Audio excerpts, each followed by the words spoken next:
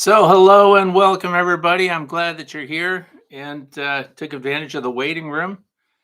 If you're one of the people that likes to rapid fire your questions, today it's on a delay. I think it's 10 seconds. So don't be upset if you try to respond to one another in rapid succession, 10 seconds. That's the waiting. That's because last time Keith Spillman's in the house. He is my bouncer. I saw Ross Millard is here also. He's the one that drew up all those great plans for us that we're getting for free that allows you to work on your long Langstroth configurations, everything else. So Ross is in the house.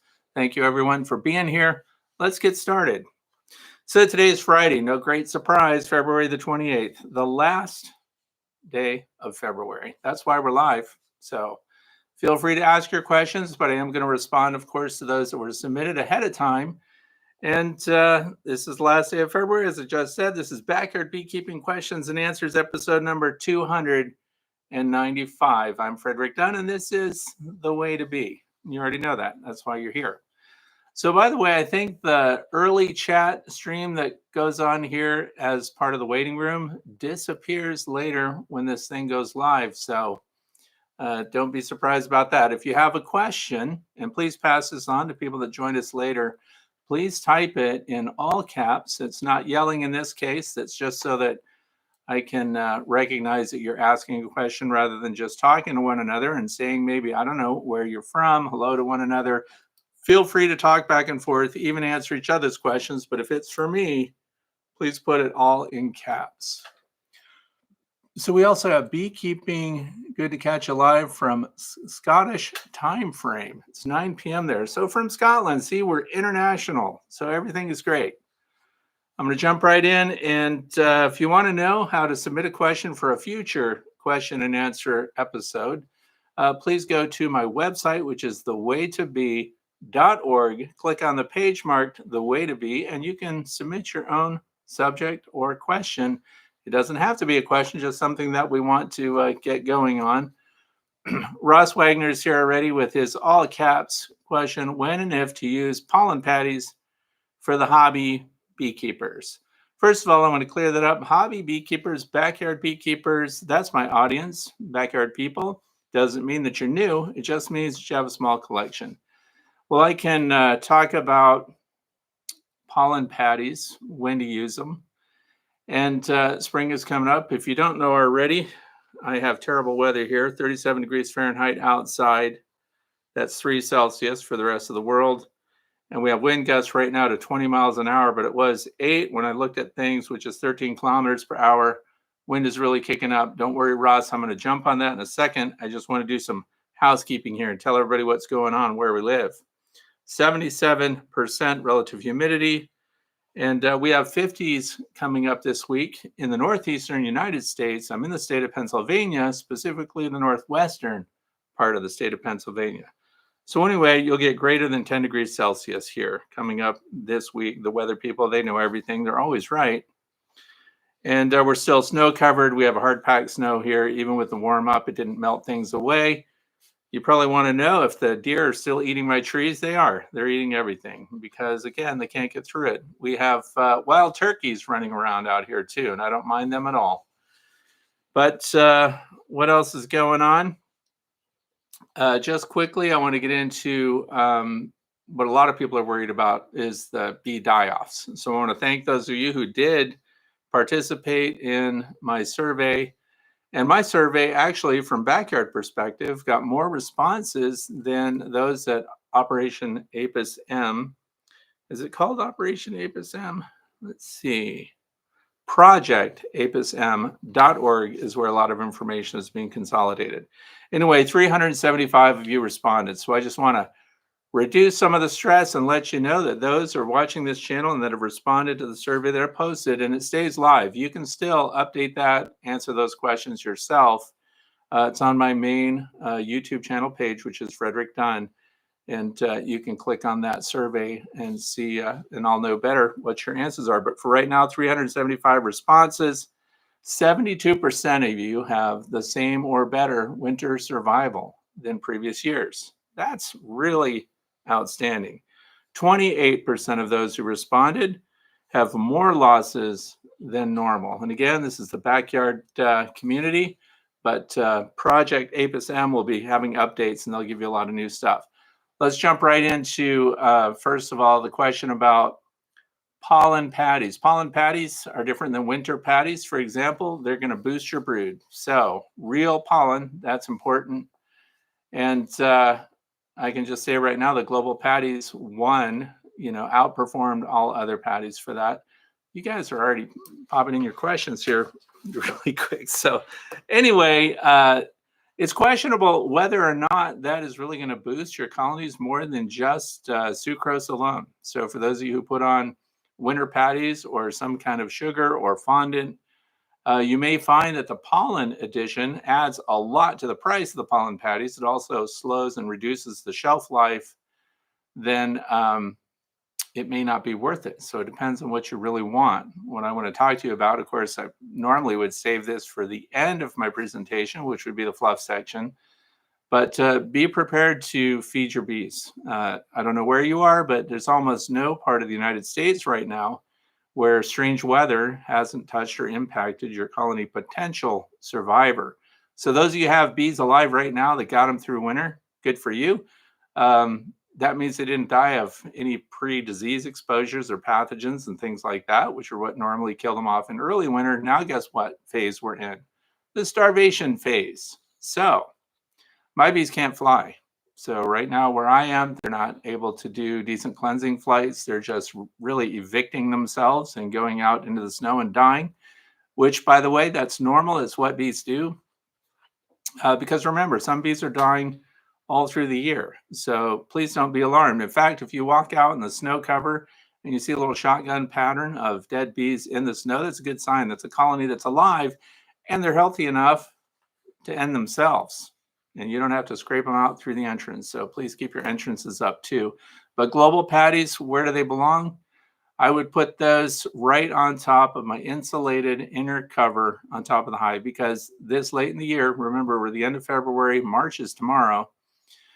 The bees should be in your top boxes by now. If you size your colonies and your hive configurations correctly for the number of bees that occupy those boxes, they will be up in that top third, and you can put your pollen patties, you can put your fondant, whatever you have as an emergency resource.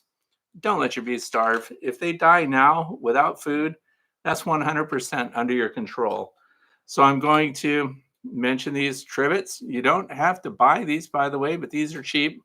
They sit right on top of the inner cover and your pollen patty goes over the top of it. Why do you do that? Where I live, I don't have a concern for small hive beetles.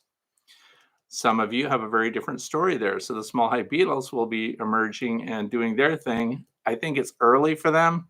I'm not from the South, so I don't know. But if you put your pollen patties on trivets or something that elevates them and the bees come up through that entrance, they can feed on your pollen patties, winter patties, fondant. Better to have something than nothing. And so the number one performing one, Blake Shook, put it out through Project Apis M, because I checked that out before I came here today, and global patties were leading. So that's pretty simple. Let's move on here. Here's Renee says, I'm moving 4 hours away. What is the safest way to move my 4 hives? So safest way to move the hives, well, pack them up at night, close them off, keep them vented. And the safest way, I'm not sure about the question. You need room to have them in your vehicle. There is some question about the orientation of your frames parallel to the direction of travel. So if you had your box in sideways and you slam on your brakes, the frames would slap into each other. If they're parallel with the direction of travel, long axis, then when you hit your brakes, it doesn't do anything. They need to be vented. So that's going to require you to put a screen on there. You can use robbing screens that are also transit screens. Once these are on, you close them up so none of your bees can get out. Ventilation is critical. Your bees can overheat in your car or your truck. So having ventilation is going to be really important, that the bees can't get out. There are also bags that are bee bags that go over hives. I don't happen to have any of those, but some people that put them in a pickup truck, for example, put those bags around, and it keeps them from getting out and interfering with other people at stop signs and things like that. What else? Safe way to transport your bees. So shipping straps, they need to be really locked down. I make wooden cleats. So those are just wooden, we call it scabbing. You put some plywood pieces on the sides and you put screws in them, and that keeps your boxes from shifting away from the bottom board, from shifting. If it's a 2 box hive, then you can put those on the side too, and just later, once they're installed where you want them to be, remove the screws. So that keeps things from falling apart. So that's all I can think of. Keeping your bees from getting out, keep them vented, keep the boxes from shifting apart, orientation in the direction that you're driving. And after that, you should be good to go. So pack them up at night, of course, unless it's so cold that they're still inside, just like my bees are now. So I hope that works. And if that didn't answer your question, maybe ask for some more details and I'll try to answer.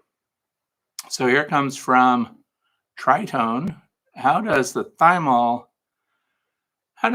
kill mites? And does the vapors kill them alone? Does the thymol need to be carried through the hive, or do the bees need to eat thymol, then get bit by the mites? Okay, so by the way, I mispronounced that, so I want to clear that up. I said thymol because that's the way it's spelled. It's thymol because it comes from the thyme plant. I have to try to give you guys the best pronunciation. But know that it's not because the bees eat it. It's the vapors themselves. The bees can handle it. Although if you're using, let's say, Formic Pro, and you put on the double pack there, and that's enough to get the vapor strong enough to go through the cappings so that you get your Varroa destructor mites that are under the caps of your pupa. That's very strong. It's the vapors that kill it, and you've put your bees kind of on the edge. Bees can handle it, mites can't, so they're more sensitive. So it's the vapors that kill the Varroa destructor mites. That's also why when you put your thymol on, follow all the instructions on whatever company makes whatever you're using. But if it's Formic Pro, you'll be opening up your entrances and things like that. It goes over the brood area, so you want it as close as possible to that. And it's the vapor that kills the mites. So the bees don't eat it. First of all, that's interesting too, because they couldn't eat it if it were in the Formic Pro packets, because the bees don't have access to that. So it is a vapor. It's a highly volatile vapor. And a lot of people panic if they use Formic Pro pads because they'll see a bunch of dead bees piling out. They'll be piling out and dying in front of your hive.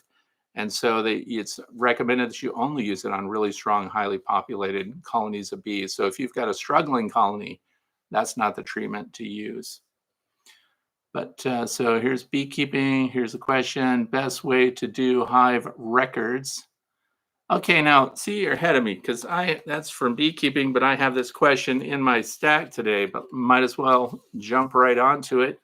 How to keep records. So first of all, I want to tell everyone, I don't care if you only have 2 beehives. Keep records. You think I know everything that's going on with my bees. I'm with them all the time. I know what's happening. But until you start writing things down, you may forget.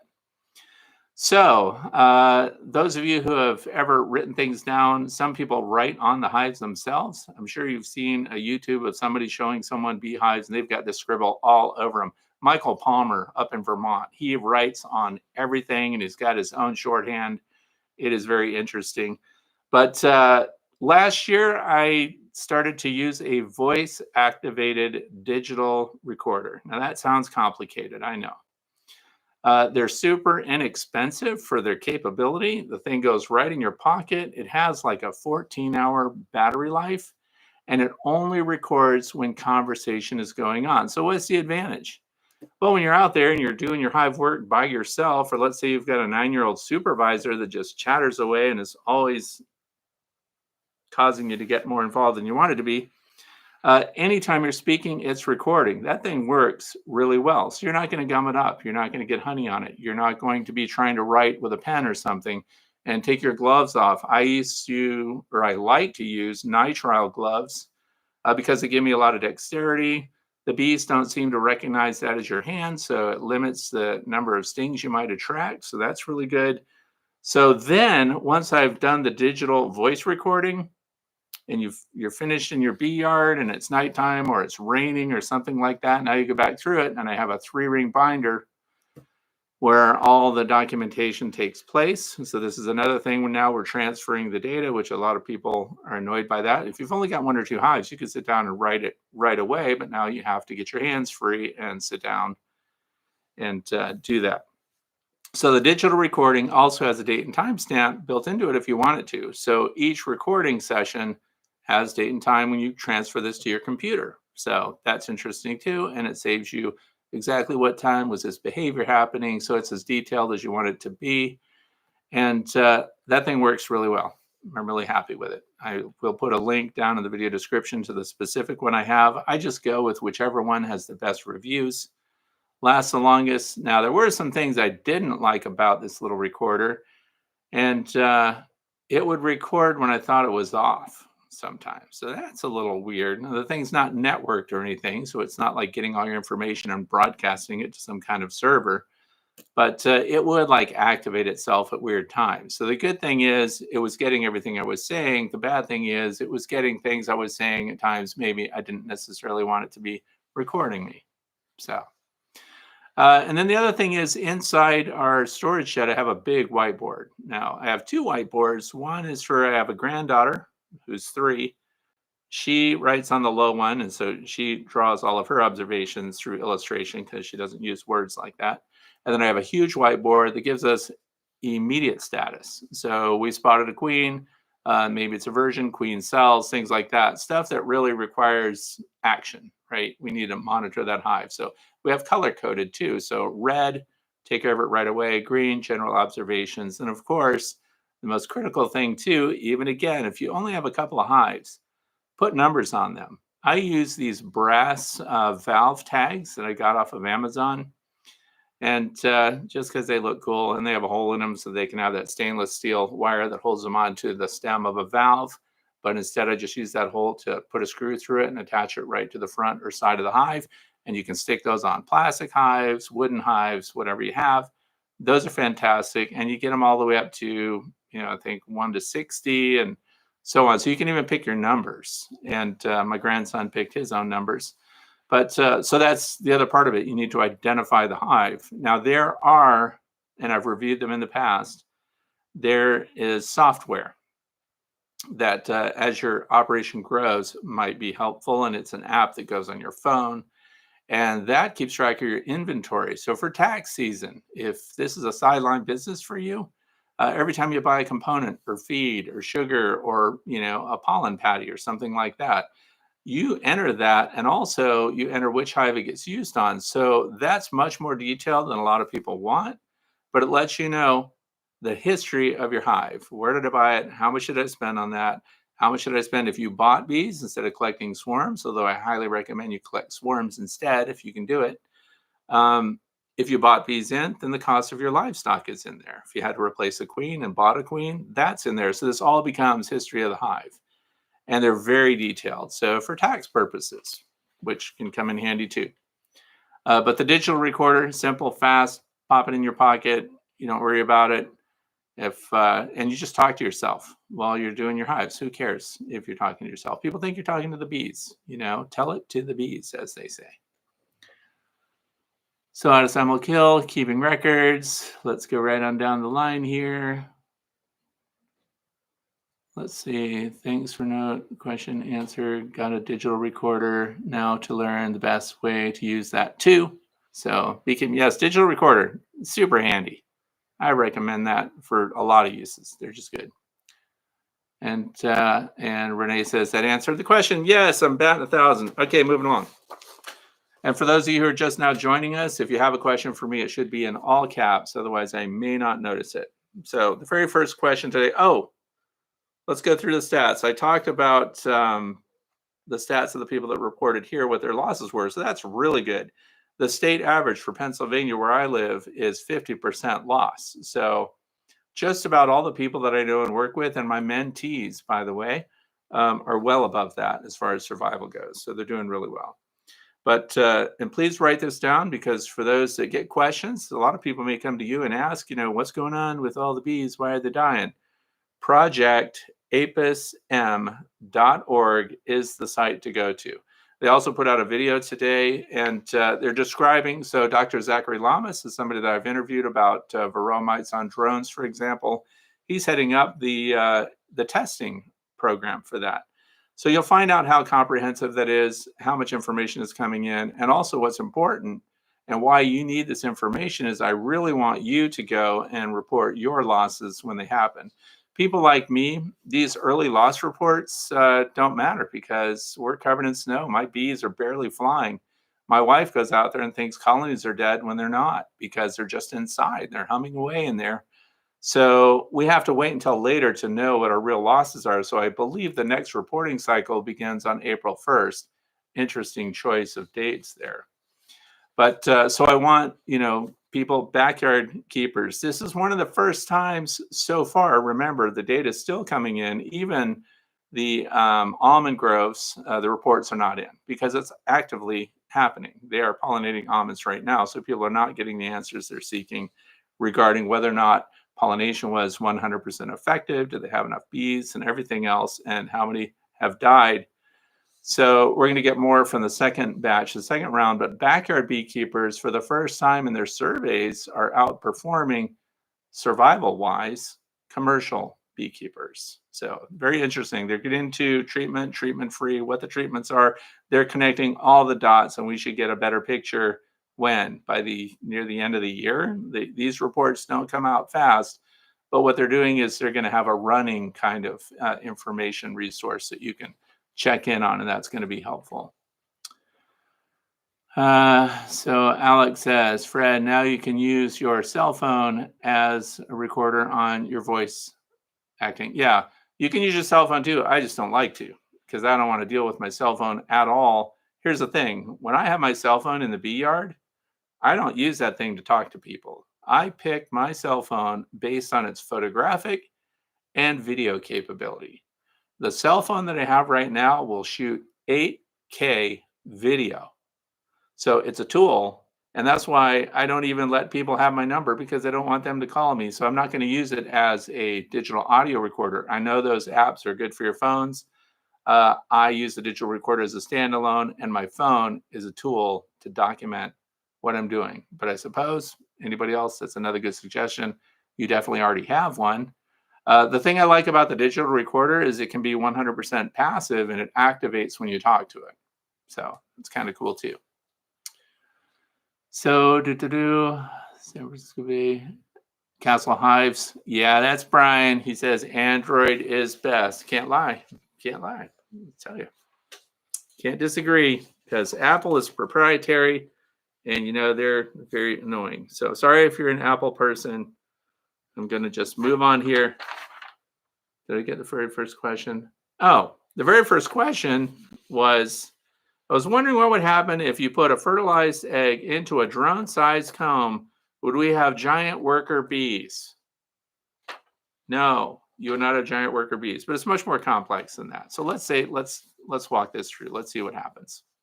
So what we're talking about is there are 3 cell types in your comb, in your hive. Do you know what they are? Answer them before I say it because I don't want to say it and you go, I knew that. So here's the thing. If you have worker cells, those are sized for workers. And then you have larger cells, which are the drone cells. Now, you have a third cell that's even larger than that. And that's for what? A queen cell, queen cup that later becomes a queen cell. So here's what happens. Your queen is the fertile layer in the hive. She's been mated. So because she's been mated, she will produce diploid eggs. So those are fertile eggs that can be females. They can also become a queen later if they get fed the right stuff. So now what the queen does, she goes around and she deposits her eggs. She inspects, by the way. If you've watched the queen move over the cells, she looks into every cell to see if it's been cleaned well enough, to see if it's ready for an egg. And then she decides if it's a worker cell, she fertilizes that egg on its way out. Pretty interesting. So then that goes in the worker cell. Now, if she does not fertilize the egg because it's a large cell, drone cell, and she deposits that, that is haploid. I know that's exciting to know those words. But so now that's going to be a drone. And she decides based on the size of the cell. So that's pretty interesting. Now, let's say she makes a mistake, as if a queen could make a mistake. But anyway, she pops a worker cell into an oversized a worker egg into an oversized cell, what happens? Well, who has to take care of that? The workers, the nurse bees do. So they do something that's called policing up. You ever look in a cell and you see a new queen and she's laid maybe 3 or 4 eggs by mistake? That's different than a laying worker. This is just an overproductive queen. You don't see triplets coming out of cells. You don't see twins. You only get one. And the reason is the nurse bees that check those eggs out decide which one they're going to keep. The eggs let the workers know if that egg belongs there or not. So the likelihood that a worker develops in a drone cell is very rare. It could happen. So the next part of the question is, does that result in a drone-sized worker, let's say? Not really. They can be a little larger, marginally larger. And this is something that people have tried to make larger bees this way, but it's really tied too much to the genetics, not so much the cell size. Interestingly enough, the cell size is dependent upon the genetics of the bees and the size of the bees that are building the cells to begin with. You get my point. So it will not result in a big one. So the other thing is, since we're talking about cell sizes, there are worker cells, and you may have laying workers in the absence of a queen. In some cases, we have laying workers even when a queen is present. So let's just muddy the water a little bit there. So if you have a laying worker, what's that mean? She hasn't mated with a drone. So she can lay eggs, but the eggs then will be what? They'll be drones. So then when they lay their eggs, they just pop them anywhere they can. In fact, you'll see the eggs on the sidewalls most often, and sometimes a little shotgun pattern of eggs down there. So the same thing starts to happen. We don't get multiple drones out of that. But the interesting part is drones will be developed in what we call bullet cells. And the reason we call it that is because the capping on top of it is highly convex. And that's because what's developing in there are runty little skinny drones. So there's a drone that's outgrowing its cell. So it is somewhat restricted. But as far as could we, for example, have a bunch of large cells and then create a bunch of large worker bees? No, it doesn't work that way. And I've actually had, when I was doing early testing on the flow frames from the FlowHive company, those cells are larger than worker cells up in the super. And I let the queen put her eggs in there because speculation was they would all be drones. Well, more than 60% of them were workers. And the cappings were actually very low in the cell. That was interesting stuff. And they did develop worker bees and drones out of that flow super. So that was interesting stuff. George Garcia is here. Let me make sure I haven't missed anyone. Oh boy, I got to back up. Let's see. How can you use your cell phone as a recorder? Moving on. This is from Pamela. Question: one of my hives has a lot of poop on it. Is that always nosema? Can the bees survive? Can I reuse the comb if they die? Okay, those are a lot of questions piled together, Pamela Donnelly. Poop, dysentery, bees flying out and letting fly of other things the minute they get out of the hive. So it's all over the front of the hive. Does that mean that it is nosema? No, it is not a sign of nosema. Could it help spread nosema? Sure. Is it caused by nosema? No. It's caused by a lot of solids that are built up in your bee's hind gut, and they just can't hold it anymore. Out it comes. Now, it also doesn't mean your bees are going to die either. It just means they have some dysentery. They could be eating buckwheat honey, for example, that has a lot of particulates in it. Honey that has a lot of material in it needs a cleansing flight more often than your lighter honeys that are super clear. There's a correlation between how dark the honey is and how much is in it. So that's some interesting stuff. But so can the bees survive? Yes, they can. Can I reuse the comb if they die? So reusing the comb if they die. Here's the thing. Your bees are pooping outside the hive. That's a healthy move. That's right up there with self-evicting to die in the snow. That's a healthy move. That's how they keep their hive clean. That's why they're pooping all over the front of it. And if you're lucky enough to be nearby when they fly overhead, you can get that stuff on yourself too, right on your glasses. So that's healthy bee activity. And actually, so when they fly out, I look at where they land in the snow to see if they leave little tea-stained spots in the snow. We know that they're eliminating, they're doing cleansing flights. So pooping on the frame itself, you would see that on the wooden frame, the backs of the frames, the face of the frame. That's a hive. If they're eliminating inside the hive, that's an unhealthy colony of bees. They got problems. So you're going to have to, if you're brand new, you're going to want to bring in one of your mentors or a friend in your bee club or something like that with more experience. And you're going to have to kind of run down the list of what might indicate a disease inside your hive and fail safe. So by that, I mean, if you can't tell and it doesn't look good and it doesn't smell good, don't bother cleaning it up. Get rid of those frames and replace them, is my recommendation. You could do it yourself. You could listen to somebody and clean it up with whatever they recommend. But if you're not sure and it doesn't seem right and it doesn't smell right, your chances of getting other bees to occupy that dead out space are much reduced also. So here's Kyle.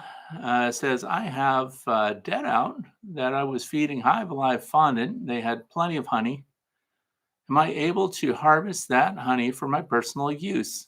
Yes, Kyle, absolutely. You can harvest that honey. Because here's the thing, we don't get bee diseases ourselves, nor do the bees get diseases from us. So feeding it hive to hive is the issue when you have leftover honey and there's a dead out and we don't necessarily know everything that might have happened that caused them to die. We don't feed other bees with that honey. We just don't cycle it over. Unless you're experienced and you're 100% sure that it was just an abscond or your bees died without disease or, who knows what else might have happened, but we can harvest it, we can extract it, we can put it in jars, and it is safe for human consumption. So,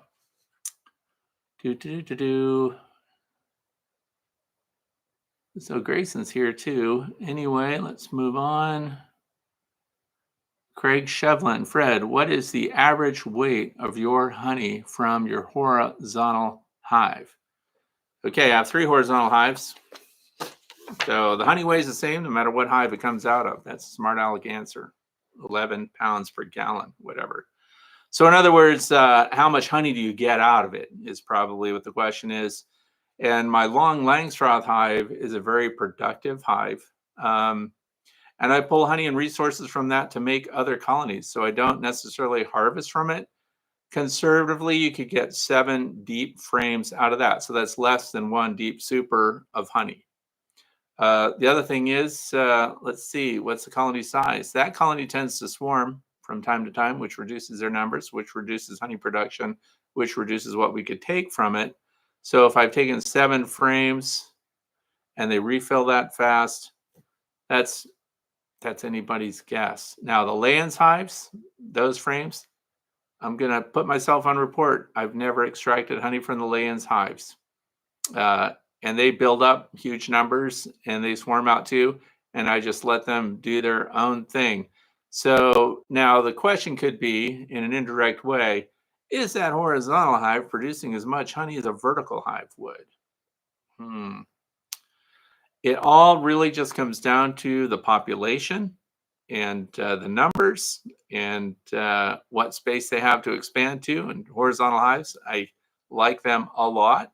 My long Langstroth hive in particular, because you can move your follower board out and add frames as you go. Or if you're in a dearth period or whatever, and you want to start to fold that back on itself and remove frames. For example, while we're talking about horizontal hives, some people rotate their boxes in spring. You have multiple boxes, your bees have moved up. We talked about that earlier. And what's at the bottom? Old brood frame, right? So some people rotate those. They put the old brood frame up above and now the bees expand into it. With your long Langstroth hive in particular, with a single entrance at one end, which is the configuration I like to have, in spring, there are a bunch of empty brood frames that are there. There's brood comb. The first 3 or 4 frames in that hive are now empty. Instead of rotating the boxes, all I have to do is pull those frames out, put them in storage at the end of the hive, slide the other frames with brood on them closer to the entrance, and bring up those transitional frames that have the pollen, and they've got the bee bread, and they've got the beginnings of storing new honey. So one of the questions too was about leftover honey.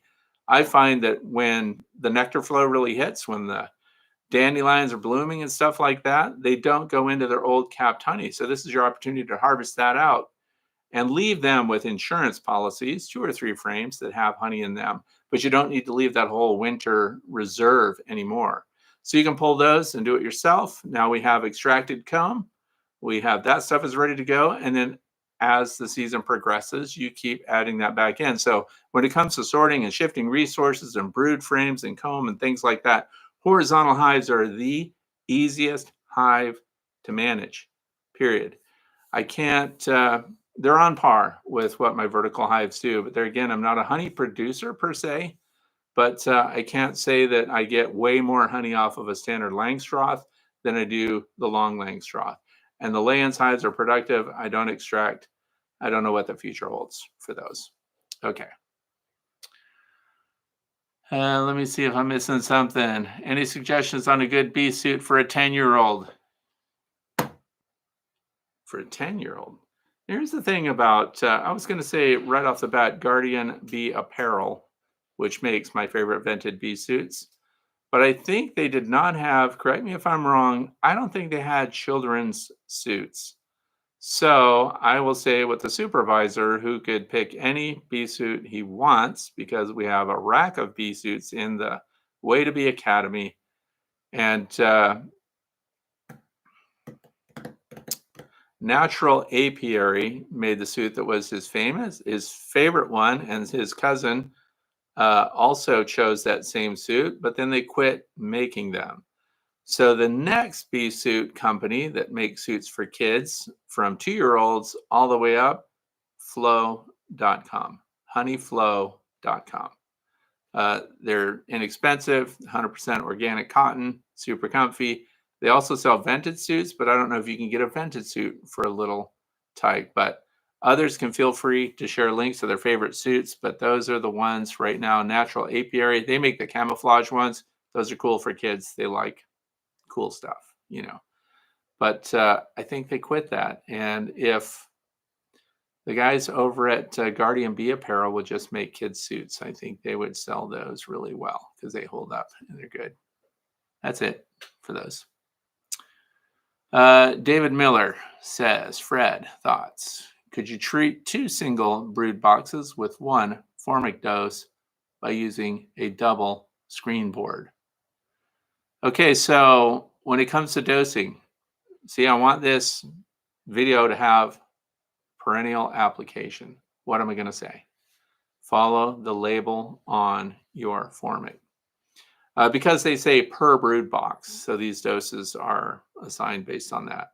So if we have a double screen board, like a Snellgrove board or something like that, and of course we're venting for another colony, I think you have to treat each colony as an individual colony. So in other words, dosing the first colony down below would not be treating your upper colony at the same time, because it's based on boxes of brood and the treatment and dose. You're going to have to, I'm going to cop out. You're going to have to follow the label on that, but those are my thoughts right off the bat. So here's Aaron Paris, wants to know, how many colonies do you have? How many losses did you have?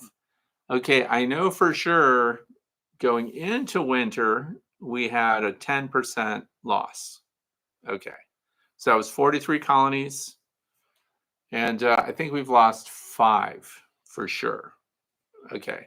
The other end of this is what I spoke about earlier. We don't know what our losses are right now, but we can hear them. We see there are colonies humming away inside their boxes. We are snow covered. We have cold temperatures. We have more snow coming, in fact, yay. And we don't know what our bees are capable of right now, or how many total losses we have. But 10% for sure, which is a lot for me. But the state average is more than 50%. So again, that's going to unfold as the season comes in. I know that a lot of people out west, the Midwest, the South, they're all working their bees, they're opening their hives. Good for them. I can't do that yet. We're still snow covered and I don't know those answers, but I'll do like last spring, I did 35 landing boards in a video. So what we did is we just went hive to hive to hive and showed the landing board activity and to see what they were doing in spring. So 35 colonies were alive last spring, and now so the problem is every year I'm adding colonies, and I want to go the other way. So this spring we'll be condensing colonies, but we will do an assessment. And if we find some good examples that we can do a necropsy on, then we'll take them apart and do cause and effect. And it better not be because they starved. That is unacceptable for me here. But there are colonies that look dead that my wife comes in and tells me they look dead because she's out there in the rain and everything, and the snow and the sleet, clearing entrances because she heard some YouTuber tell her that that was important. And then she tells me that one is dead for sure. There's no activity in front of it. And then so I have to put down my coffee. I have to get foul weather gear on, go out there, put my head to the side of it, and they're alive. They're just not flying yet. So we don't know what our numbers are. And that's the problem, too. That's why the April 1st is going to be the next mark for all the people that are reporting their colony losses. And that will help Project APIS M get a clearer picture on backyard keepers, sideliners, and again, what helped their bees the most. So part of that is coming up with best practices. So we're going to learn more. But right now, that's it. I don't have. It's not one of those things where I walk out. Oh, every hive is dead. All my bees are dead. There's a hive that we're hoping dies in my. That's a terrible thing to say, but at my son's house up in it's a 15-minute drive from us. We're just hoping those bees don't survive winter because those things are attacking you before you're within 60 feet of the hive. So we're not going to feel bad about them. But if they make it in spring, I got something else to deal with there. But right now, we just don't know. So Patty Long, let me make sure I'm not skipping people. Christina Hackle, is pollen for humans okay for bees, and would it be better than a substitute pollen? Is pollen for humans okay for bees? Pollen for humans. Oh, I see. I think I know what we're saying. Let's say we went to a Whole Foods store and we're getting all our vitamin packs and everything, and we go down the aisle and here's a bunch of dried, desiccated pollen for us to eat. Can we take that and feed it to the bees? You could. It's not going to do diddly niddly for your bees. Here's why. The pollen that you feed your bees has to be fresher is better. It has to be from a source that benefits your bees. There are a lot of pollen sources out there. There's a range of nutritional value and amino acid profiles and everything else for these pollens. So me personally, would I go and buy pollen that's dried and packaged for people and feed it back to the bees? I personally would not do that. If you want to save pollen to feed to your bees at another time of year, it's best to trap the pollen from your own hives and don't dry it out. It goes to a freezer and you keep it in the freezer and it gets used within 6 months. So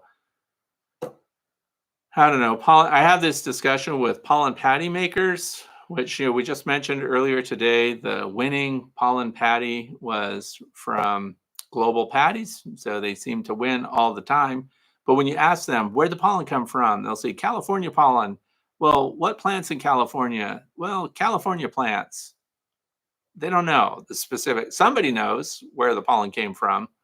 So we don't even know what the identification of the plant is that the pollen came from that goes into the global patties. So if somebody can figure that out, I ask them and they just say California pollen.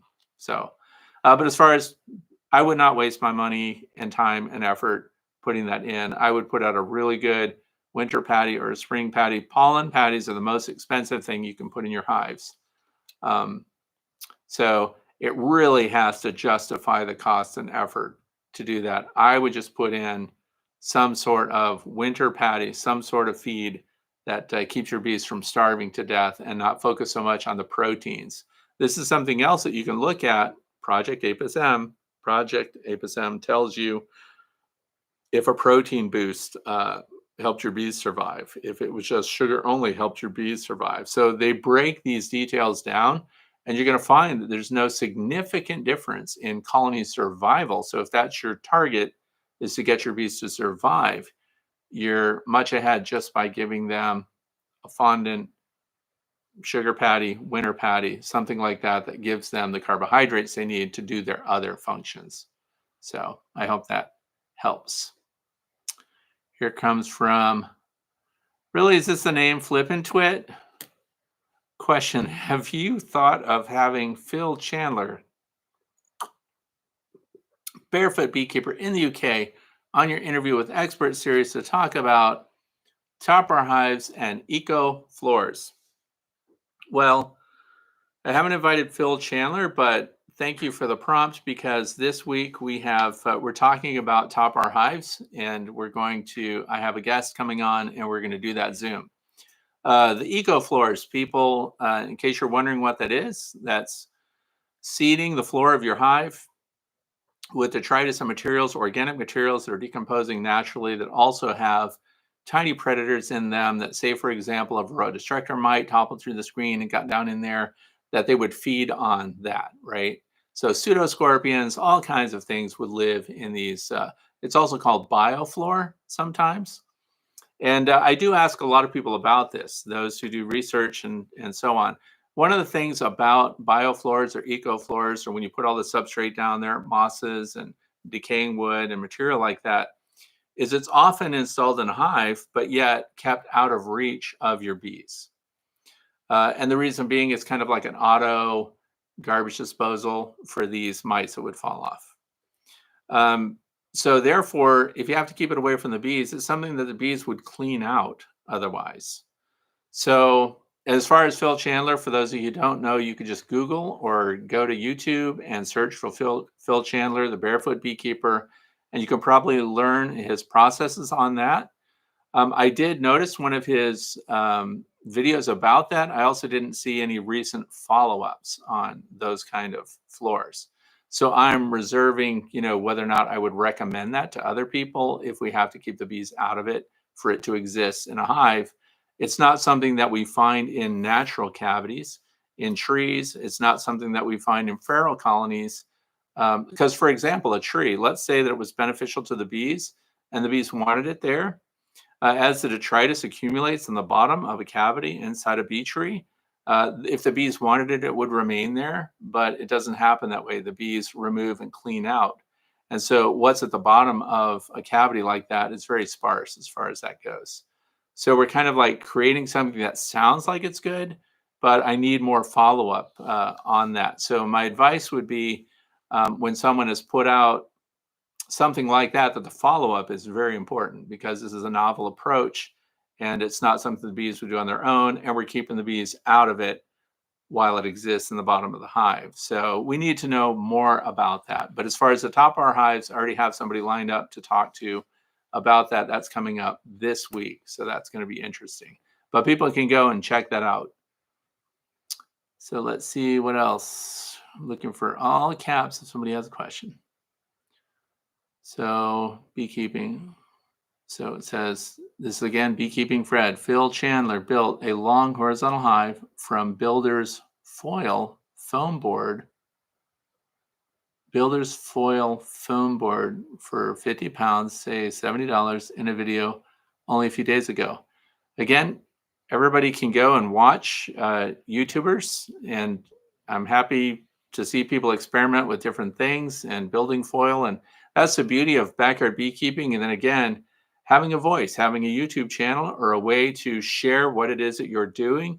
I also think it's very important to explain why we're using that material and how well it lasts over time, and then what the final results are, what the final findings are. Because there are a lot of hive configurations and a lot of hive materials that are being used.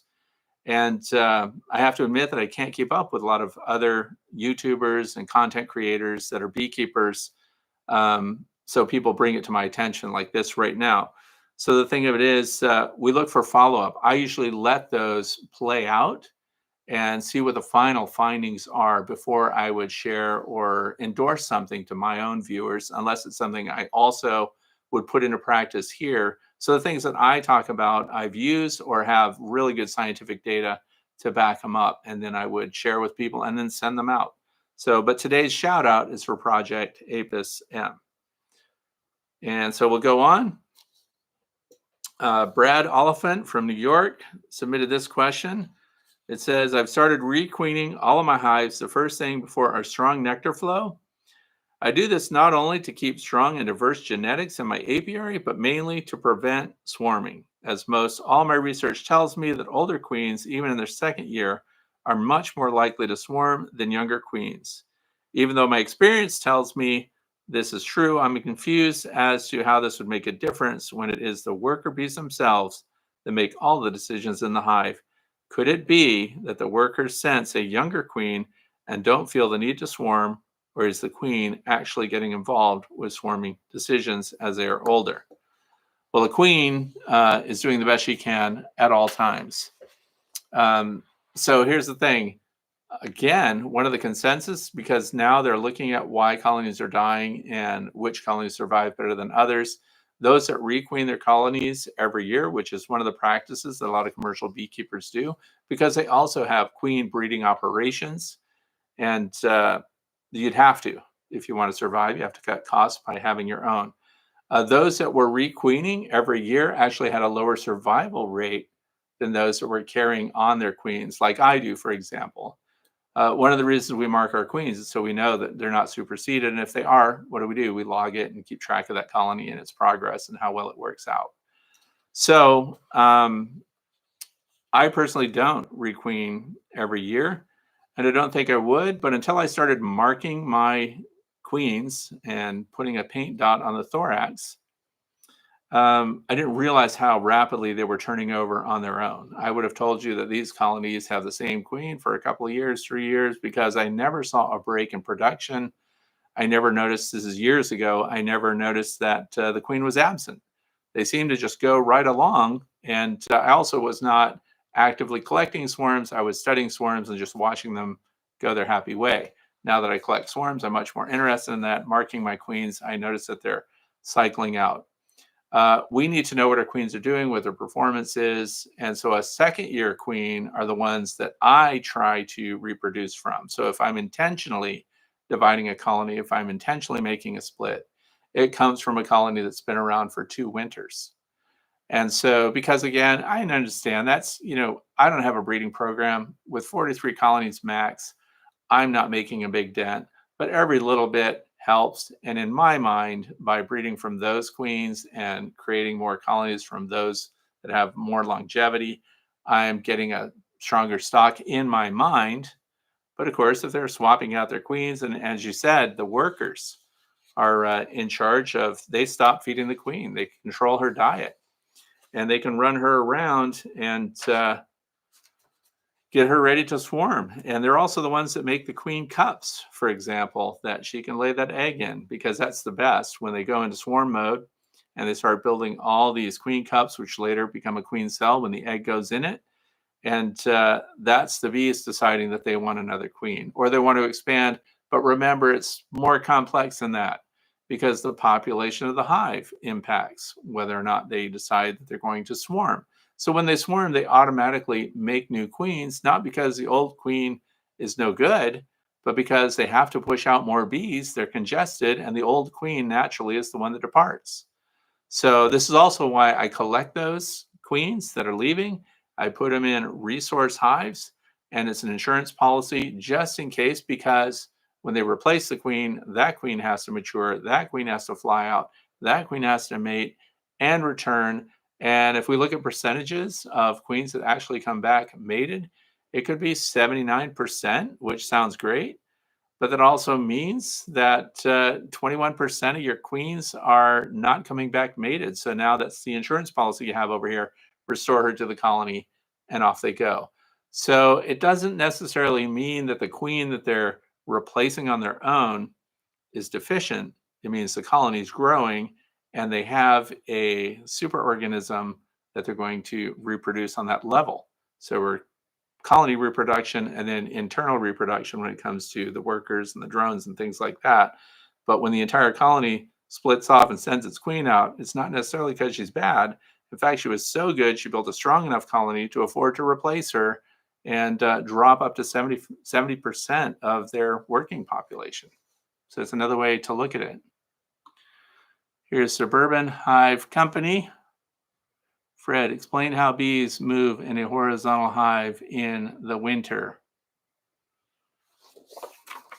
Explain how they move. Well, they use their feet. Anyway, in the wintertime in the horizontal hive, by the way, I changed survival of my horizontal hive colonies significantly just by putting insulation inside the hive on top of the cover boards.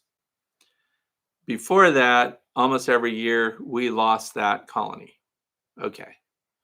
Now that we put double bubble on top of your cover boards in there, and now we insulate it. So when the top closes, that insulation, single bubble or double bubble, becomes a gasket, right? So it seals it. No more air movement at all on top of the cover boards. What's under the cover boards? 3/8 of an inch bee space. What's under that? The frames themselves. What's under that? Space underneath. And so the thing is how they move, right? They're going to move through the hive. So do they get through this is interesting because I've also said cut corners when it comes to putting foundation. If you're using heavy waxed foundation, which is plastic foundation, inside your wooden frames, there are no holes in that for your bees to migrate through the frames. So what do they have to do? Wintertime. Here's the cluster. They have to gradually move over it, taking advantage of that 3/8 inch bee space over the top, which by the way isn't found in nature when it comes to these. When you see comb, you might see little holes up there, but you don't see a whole 3/8 inch space above. The other thing, they can move around the edges, but they're hesitant to. They can go underneath the frames. But again, they do that, but it's not as efficient as passing directly through the frames.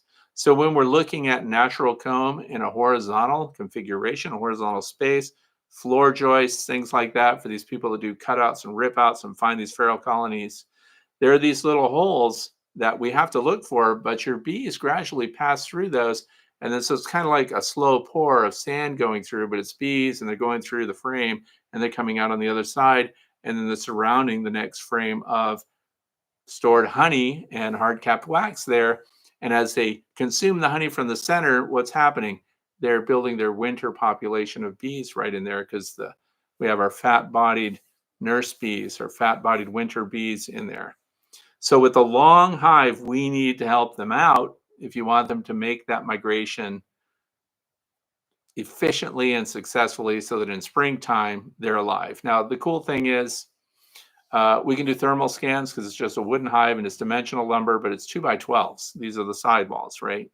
So on a really cold day, we can do a thermal scan. I know exactly where they are. I also know, because of my notes, how much of the resources are still left.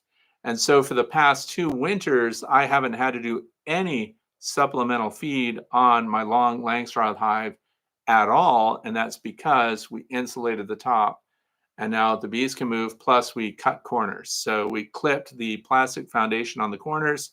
And now I have what's called a hollow punch. It's a 3/4 inch metal punch. And I knock a hole right through the plastic foundation as I'm installing new foundation. So when I put that hole there, the bees have a choice. They can build their own beeswax in that, and they can chew it or not. So they can use it as an egress route if they want to, or they can close it up. They usually leave some of it open. We took away that choice if we're using plastic foundation and we don't cut those holes and we don't cut those corners. The bees cannot chew through that highly waxed plastic foundation. So it's up to us to leave the holes there and then let the bees go through it or close it up, whatever they like to do. Because here's the other advantage. If it's beeswax in the hole, because they decided to close it up, wintertime comes along, as they glom onto that and they warm the center so that it's still workable, they chew that out and then they make their holes again and they move through it. So that's the progress in and out. So I hope that answered that question. So Christine Hackle, thank you, Fred. You just saved me money. I'm getting my first package this spring and worried about brood buildup in the spring. I'm glad to save you money. I'm also glad to help people spend their money too. So either way works.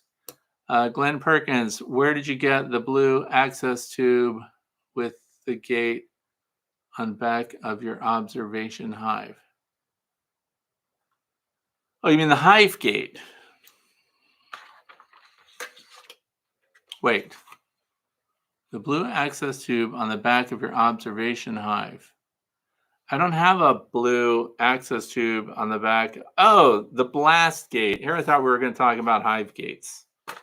The blast gate that's on the side of my observation hives, and for those of you who don't know what we're talking about, you can go to my YouTube channel, which is Frederick Dunn, if you're just listening, and you do a search up in the top right where it has a little searching magnifying glass there, and just put in observation hive installation.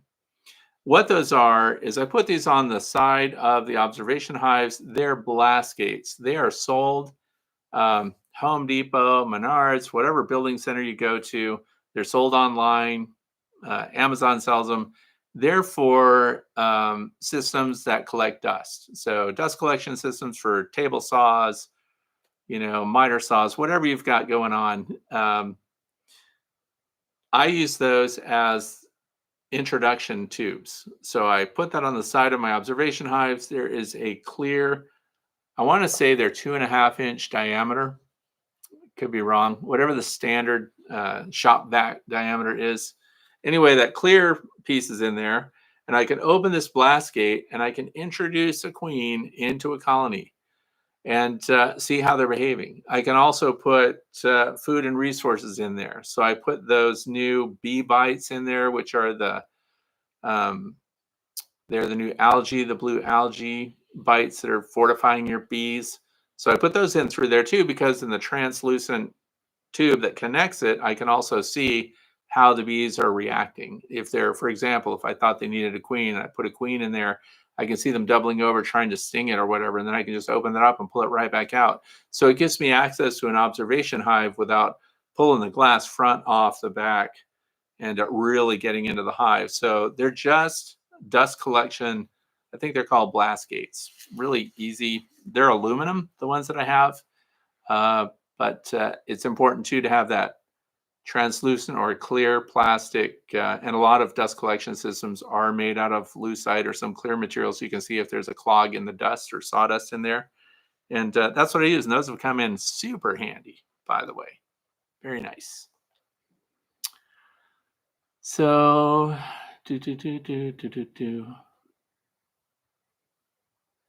okay, what's it? Where did you get the blue? See the blue access tube. Oh, okay, moving on. Jason Seward. Do mites migrate off the bees when they die? I was wondering, because I have a dead out, and I'm wondering if it's worth my time to do a mite wash on them. I don't see other evidence of mites, no fecal patches or anything, but it would definitely make me feel better if I knew for certain their mite numbers were below threshold. I believe the cluster just got too small to move to other food. Not 100% sure. Okay, here's the thing. Because I do like to look at mites when a colony is dead or dying or diseased. The mites, as soon as your bees die, they leave the bodies of the bees. They're looking for another host. So in the wintertime, they can't find one because there's no robbing going on or anything. That comes in springtime. This is why when you have a colony of bees in the wintertime that dies from Varroa destructor mite infestation, and of course the pathogens they carry with them,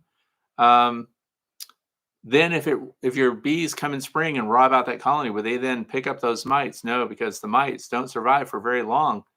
They get about 4 days without a host and they're dead, and they don't feed on dead bees. So if the bees are dying and dead, you'll find them if you get into that quick, and I did a video so you can actually see what that looks like.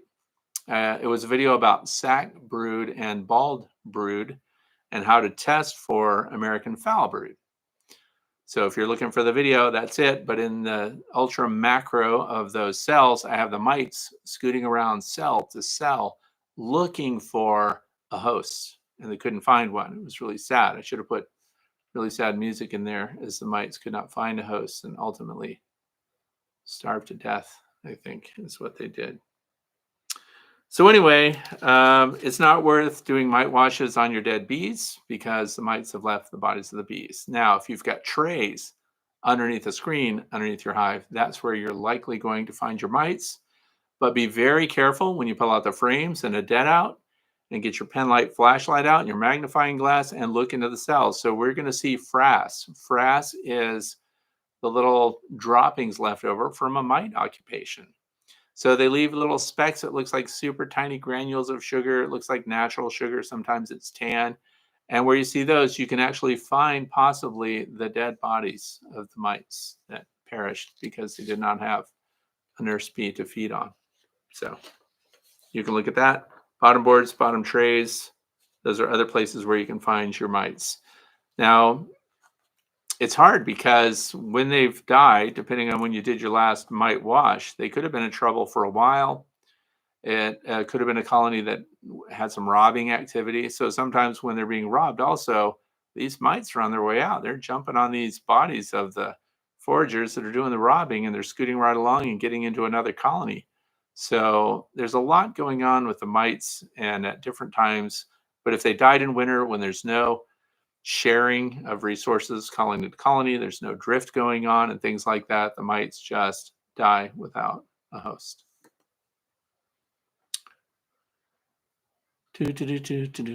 Okay. B. Kathy. Hello from Southwest Michigan, February 24th. The next 4 days are going to be high 40s and sunny. If I put out sugar feeding bags this week during the day, would I put it closer to the hives versus hundreds of feet away from the hives? Thank you. Please hear me on this. If you're going to feed, first of all, a lot of you will probably key in on 40s and sunny. And then you will read things about bees not flying unless it's 60 degrees Fahrenheit or something like that. Your bees on a sunny day will fly out and seek resources, even though it's really cold, if they have a known resource to seek. If that makes sense. So the reason this is very important from Kathy, so I'm glad to get this question. Some people are thinking about putting out resources for the bees, and I see nothing wrong with it. Don't put it in your apiary. Don't put it on your hives. I see people putting it on top of the beehive. Please don't. Here's why. What's the next thing that's going to happen as the weather starts to pick up and it gets a little warmer? These bees are going to be pinging each other's entrances, and they're going to be looking like for ways in, and they're looking for 100% gain for energy expended. What do I mean by that? They want honey, and if they can get into a hive that's not well guarded, that's not well populated, they can start to rob it out. So you're about to hit robbing season. As well as, by the way, when all the resources really kick in and they're all happy and they're all getting nectar and pollen and all the stuff that they need from the environment, robbing threshold falls way down. So it's not so much of a big deal at that point. But there's a critical time that we're coming up on where we get these weird warm-up days, and some of your bigger colonies are definitely going to be looking at other colonies as potential resources. Don't help them by providing some kind of high sucrose resource, which I think is actually a good idea, but put that out well away from your apiary on your own property.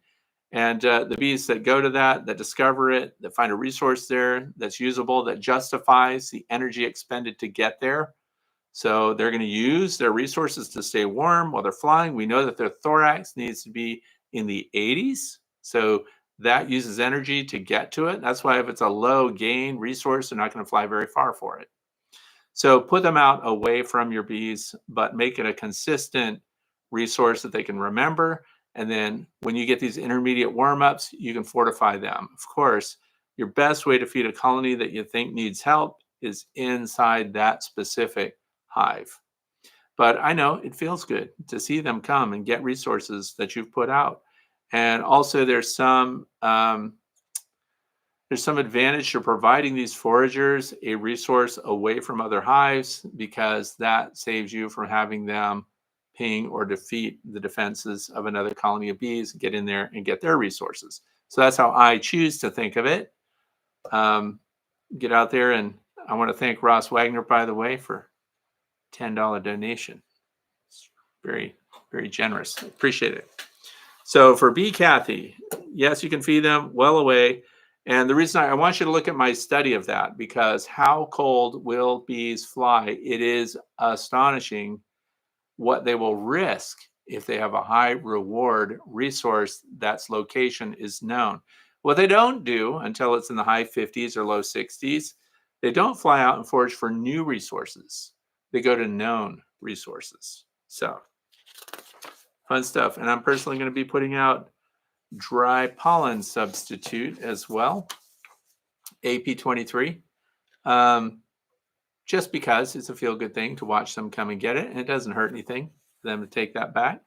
And it lets me know kind of which colonies are really strong, because only the strongest colonies can send out those kind of foragers early in the year. Next question comes from Glenn's Natural Honey, which is a YouTube channel name.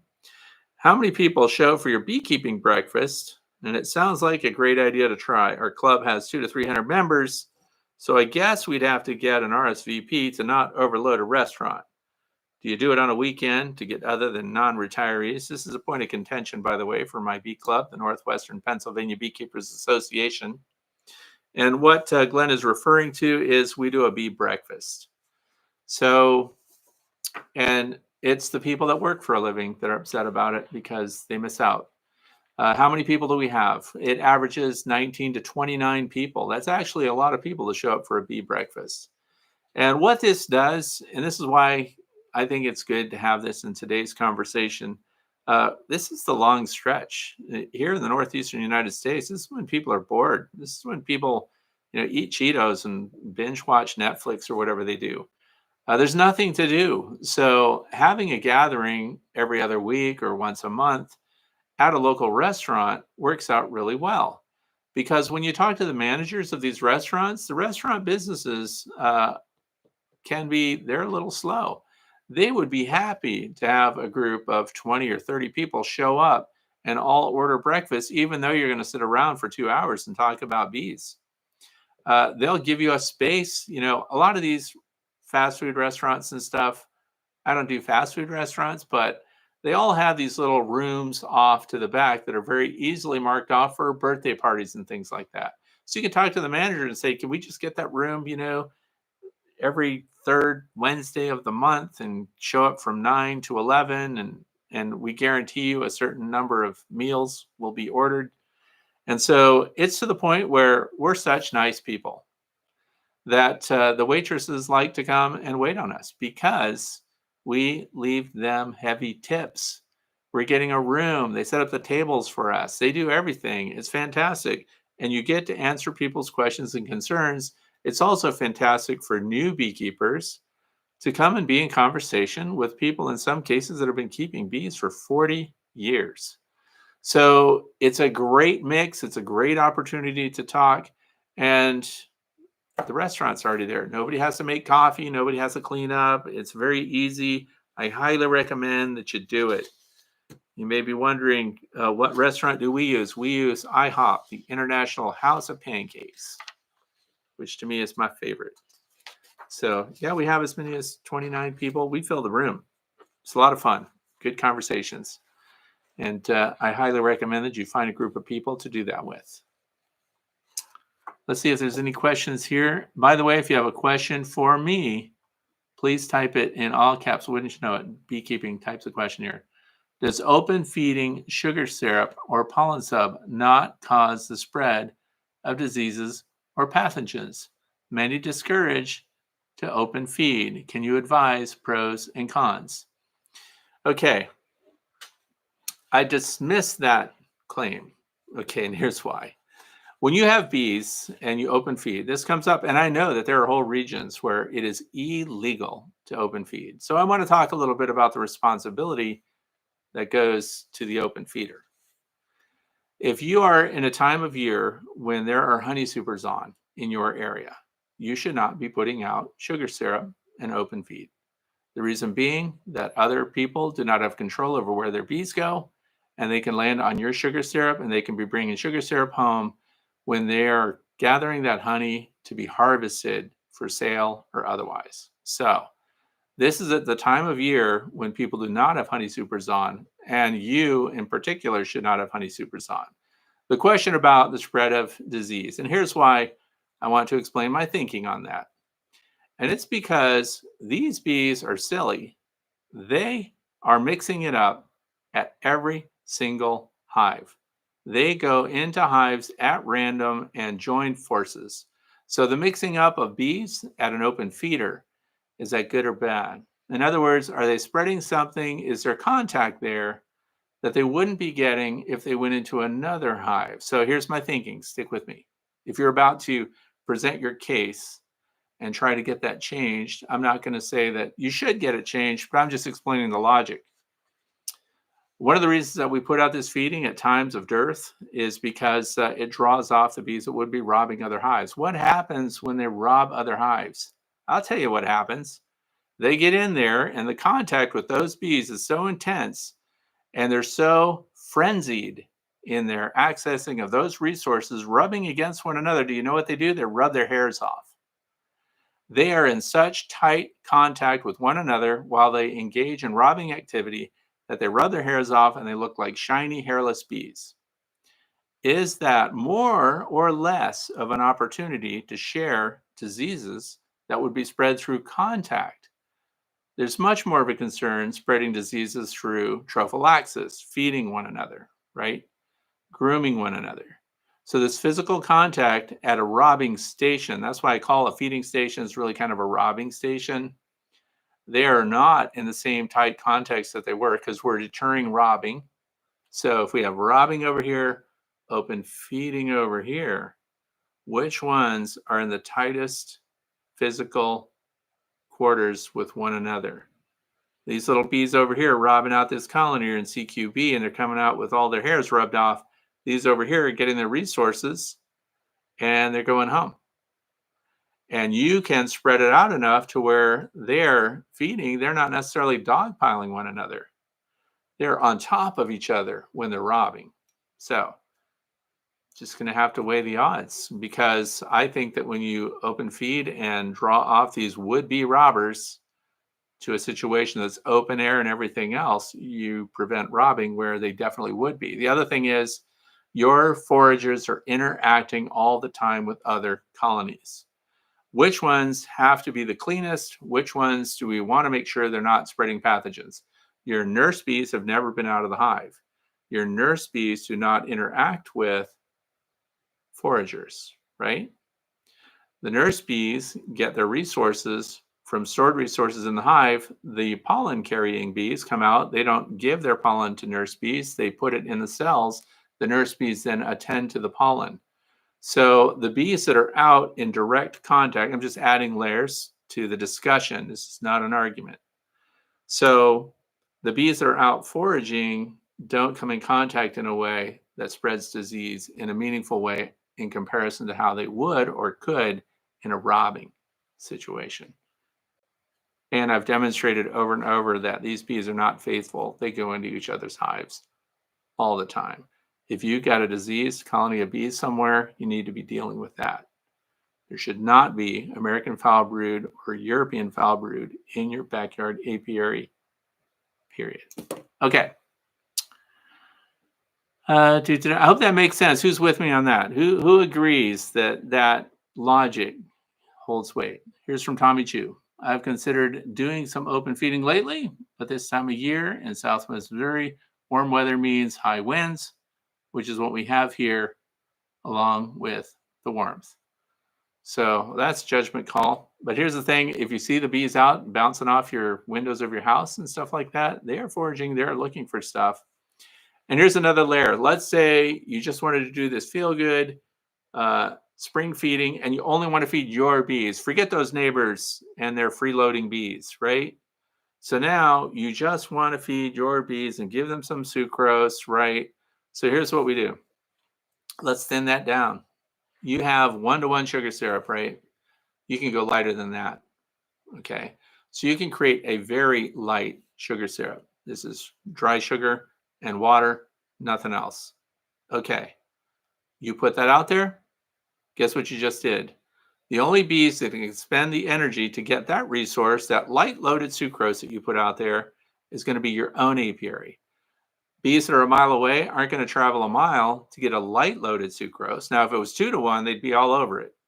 These higher sugar content, remember, if they use up their entire gas tank on their way to a resource that doesn't refill their gas tank all the way, and it just gets them home, then it's not worth it. That's not a resource that's viable for them to put the energy out to get it. So by creating a very light, very thin sugar syrup, You're providing something for your bees and making it unappetizing for colonies from other apiaries. So once again, you're just circling back on your own hive. So whatever you already have, you already have and you keep.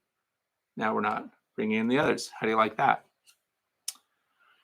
So, so it's okay. If there's local regulations, don't you dare use my name and say, Fred said, I don't have to listen to your regulations. I'm just saying regulations can be changed. You have to have really good justification for that. But often these decisions are made, regulations are established at a time when someone who's good at debate, who can look at all angles, is not present to make the case. I want to be able to feed my bees. Now, if I can't open feed, fine. I feed inside the hive, as I said before, and just keep them up to speed. That's all.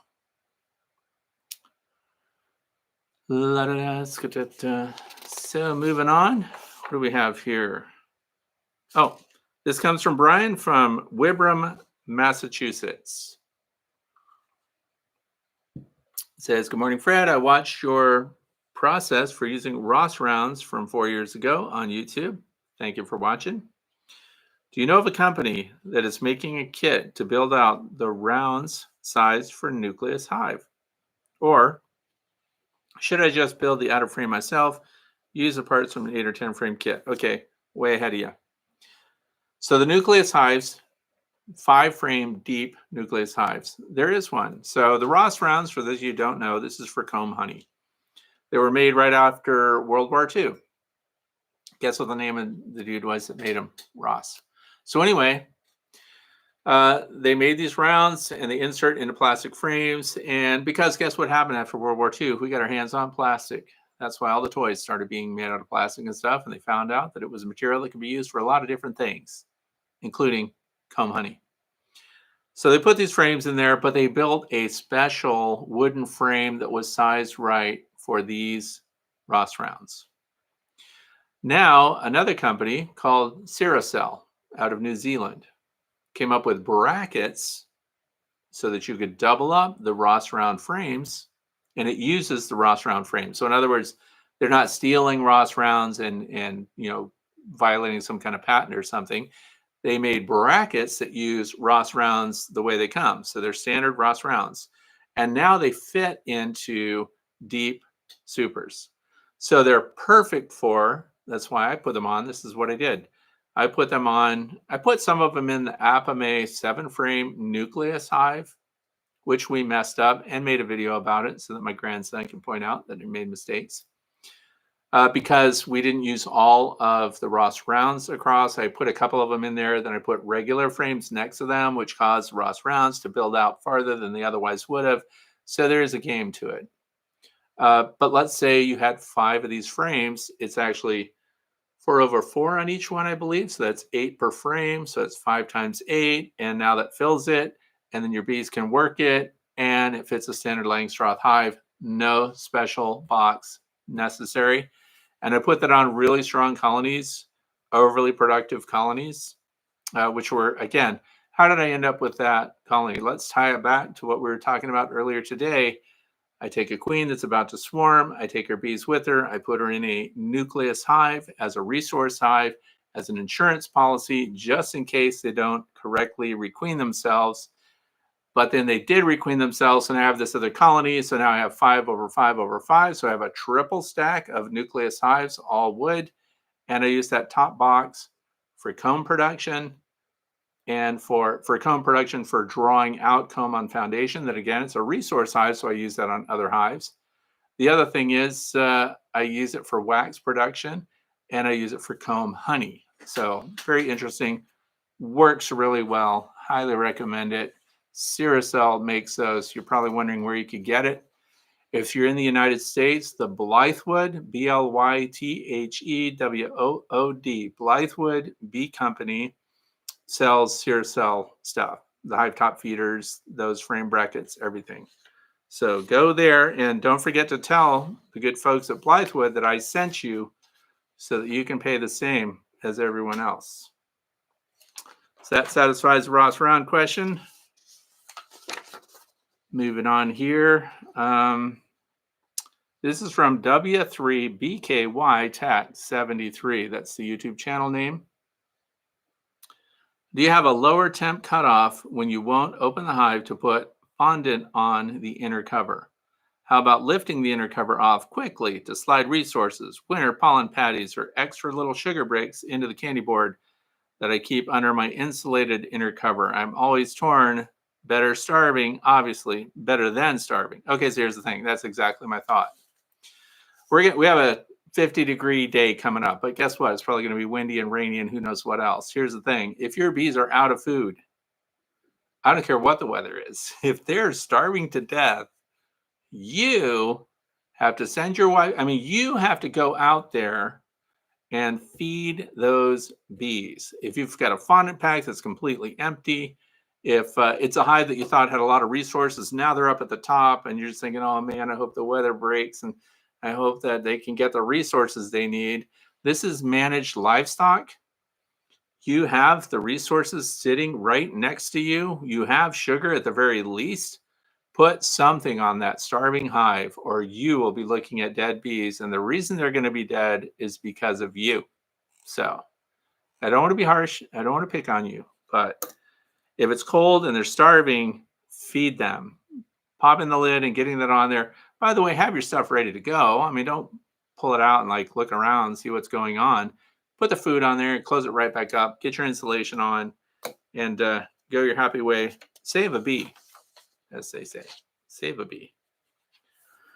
Now, this is interesting. Appomondia. Appomondia 2025. Guess what they're not going to do? They are not going to give awards for any of the honey entries or honey product entries this year. You know why? Because so many people are cheating. Too many people are adulterating their honey. And this is at competition level. So instead of fighting the fight with all of these, because why do they do that, by the way? Why is Appomondia not doing it? Stick with me. There's a reason why I'm doing this. In 2019, they kind of blindsided the people that entered all of these competitions for honey. And 40% of the honey submissions, this is for competition. These are the blue ribbon winners. These are the people that champion honey competitions every year. 40% of them were rejected and labeled as adulterated. Adulterated with everything from, it could be toxins from veromite treatments, or it could be people using sugar syrup and things like that to boost the honey to make it look better. So anyway, to avoid all the conflict and all the pushback that they got when they hired this company to test that honey, they're just not going to award any trophies at the Appomondia in Denmark. So this is very interesting. And the reason I bring it up to you is please don't ever be the person who adulterates your honey. Because here's the thing. Integrity is everything for beekeepers, and your reputation building when you give someone a jar of honey, even if it's just a giveaway, giving away the honey, you're building a reputation. And there are people that know by the smell and the taste of honey if it's right or not. They're called honey sommeliers. These are experts, right? And then you'll hear people say things like, wow, comb honey. We can make comb honey, and that can't be faked, right? Yeah, but what did we just talk about earlier? What if you put out sugar syrup all the time and your bees were drawing on the sugar syrup to make comb? We know that when you install a swarm of bees into a hive, they're comb building maniacs. They are going after it. They're drawing out the comb, and you can keep that going by doing what? Light sugar syrup.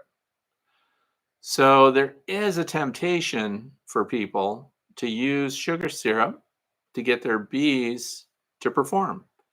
Because, and here's what I blame this kind of one-upsmanship that happens in bee clubs. One of the ways that they gauge if someone's a good beekeeper or not, how much honey did you make? How much honey did you get off those hives? Well, I got 700 pounds off of that hive. Here's the thing. That should not be a competition. It should be, what does the honey taste like? What does it smell like? How fantastic is that honey? And there shouldn't be pressure to perform. And this is what, by the way, gets a lot of brand new beekeepers to fail at beekeeping.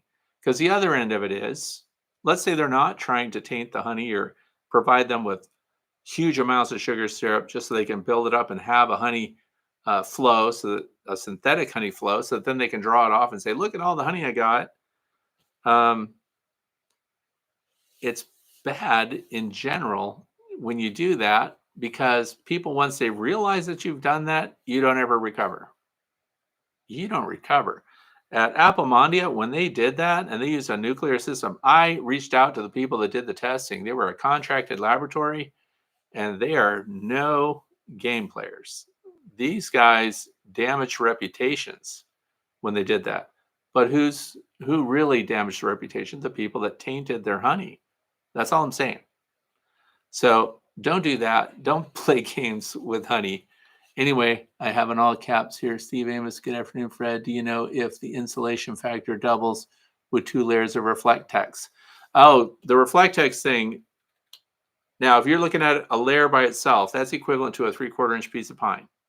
But when you have Reflectex in there, an airspace, and then Reflectex, locked airspace, no air movement through it, that is a insulation multiplier. If you just sandwich them straight on top of each other, that's like another 3/4 inch of pine, and then another 3/4 inch of pine. So it's an air barrier, that's good, and it has an insulation factor, that's good, but it's not as insulating as if you establish an airspace, and then you have Reflectex up here, airspace, Reflectex below, and this is your feeder shim. That's where the R value really kicks in, and it can't be moving air through that. And here's Carmine. Hi, Fred. I know you're not an attorney or an insurance agent, but can you suggest a way that I can be covered legally and insured if I place a hive in a neighbor's backyard? I'm not commercial. That's a very good question. And our bee associations have those standard. I will bet that you can do a search for a standard disclaimer to do that, because here's the thing. I'm not an attorney. I'm not even a paralegal. I'm just a Googler, just like a lot of other people here. But if I were going to put a hive in somebody's yard, they need to clearly have responsibility for the bees that are there. You should not be responsible. Here's what happens. When a neighbor gets stung by one of those bees, there's legal precedent for this. Trust me, my youngest sister is a lawyer. She is scary. The neighbor gets stung by the bee. Okay, how do they know that was your bee? That person, heaven forbid, has anaphylaxis, goes to prison, goes to the hospital. They sue you. How do you know those were your bees? Okay, these lawyers are smarter than we sometimes think.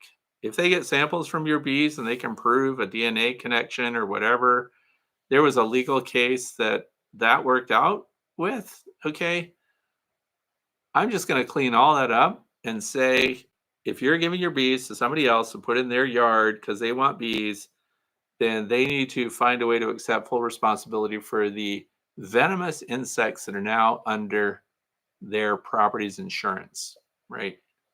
So, which isn't terrible. I have insurance coverage for my hives on my property. So insurance coverage is usually part of your homeowner's thing. Now, the minute I open a school, the minute I bring people here and start teaching, this is what shut me down on the Way to Bee Academy. I bring people here, 10 people, and I just want to teach them about bees. Now my insurance is unaffordable because now I have an activity, a business model that deals with them. If you're just a homeowner, you've just got bees, the homeowner that owns the property where your bees are being kept is the one that should accept responsibility. You should get that in writing. It could be a very cursory thing. You just don't want to be the one that gets sued, because people are out of their box when it comes to who they go after when somebody gets hurt. They could be stung by yellow jackets on the ground and say a honeybee stung them. You hear that all the time. So we need very smart people to make sure that you don't get sued. But there is a precedent. That's what's scary. That means somebody took it, somebody filed a case went to a hearing, and awards were given. And that scares insurance companies, and they're not going to be the ones holding the bag on that. It's also why you can't, where I live, bring bees in an observation hive into an elementary school to teach kids about bees. Their insurance will not cover it. So no way. Let's see what else here. The next question is from MM from Scotland. So, what else is it? What's the best way to keep her? Oh, we already did that. Yes, I knew that question was familiar. We covered that early today. So you're already here. See, I was going to answer that question. Moving on to the next question here from Donna from Harrodsburg, Kentucky. When I cleaned out my entrance, I pulled out a couple of dead, dried up pupa. Fondant is on the colony and they have not touched it. They were loaded with honey going into winter. Configuration 2 double deeps, Central Kentucky. Okay, so this is one of the things that in springtime I want you to look at. Get out as early as you can and look at landing boards. And because it's cold, what's happening is your undertaker bees are dragging the bees to the landing board. And because your bees are not flying yet, they're not hauling them away. So these sunrise inspections are very important. You should not be alarmed when you see pupa on your landing board, particularly in spring, because here's one of the things that can happen. There are a lot of things that can happen. This is beekeeping.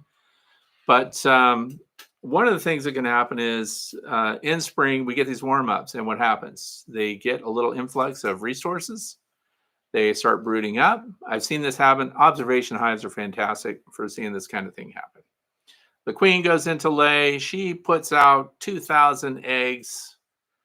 And in 2 days, you've got a whole frame. One whole side of it is full of eggs. And they're going. And you're just like marking your whiteboard on how productive that queen is and everything. But then what happens? Temperatures drop. Rain comes. Resources are not coming in anymore. And then the next thing you know, you look at that exact same frame and every single egg is gone. It's as if they were never there. So if you hadn't been paying attention, you wouldn't even know this happened. Now here's what happens. They feed them, they brood them up, they get them into their pupa state, so they're capped now. And then what they have to do, they have to keep them warm. But they also have open larvae too at this time. So they're feeding those. And this is where it gets sketchy for a colony that's not well populated. You get this cold thing, they collect around the open brood, right? They give them maximum protection during this cold snap. So what did that do? On the fringe, you'll get, and I'm not saying this is what happened, this is what could happen, and this is what I've seen. On the fringe, you'll get some of your pupa that are no longer covered by that thermal blanket of bees. And so they're not being warmed, and so then they freeze kill. They die off. And so you'll see some that try to even emerge in some cases. So their caps are partially chewed and stuff. But then your bees have to go and pull them out. They're dead now. They got too cold. And they're actually in a very delicate state at this later development when it comes to hot and cold rushes on their frames. So now they have to drag them out. Your undertaker bees are uncapping, dragging them out, and they're dropping them on your landing board.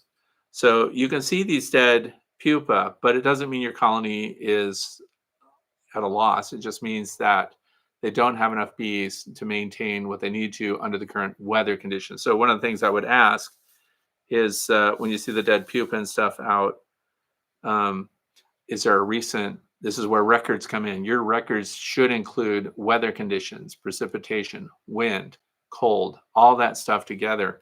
And then you might be able to start to correlate that it's the reason for some of these die-offs. So not the end of the world.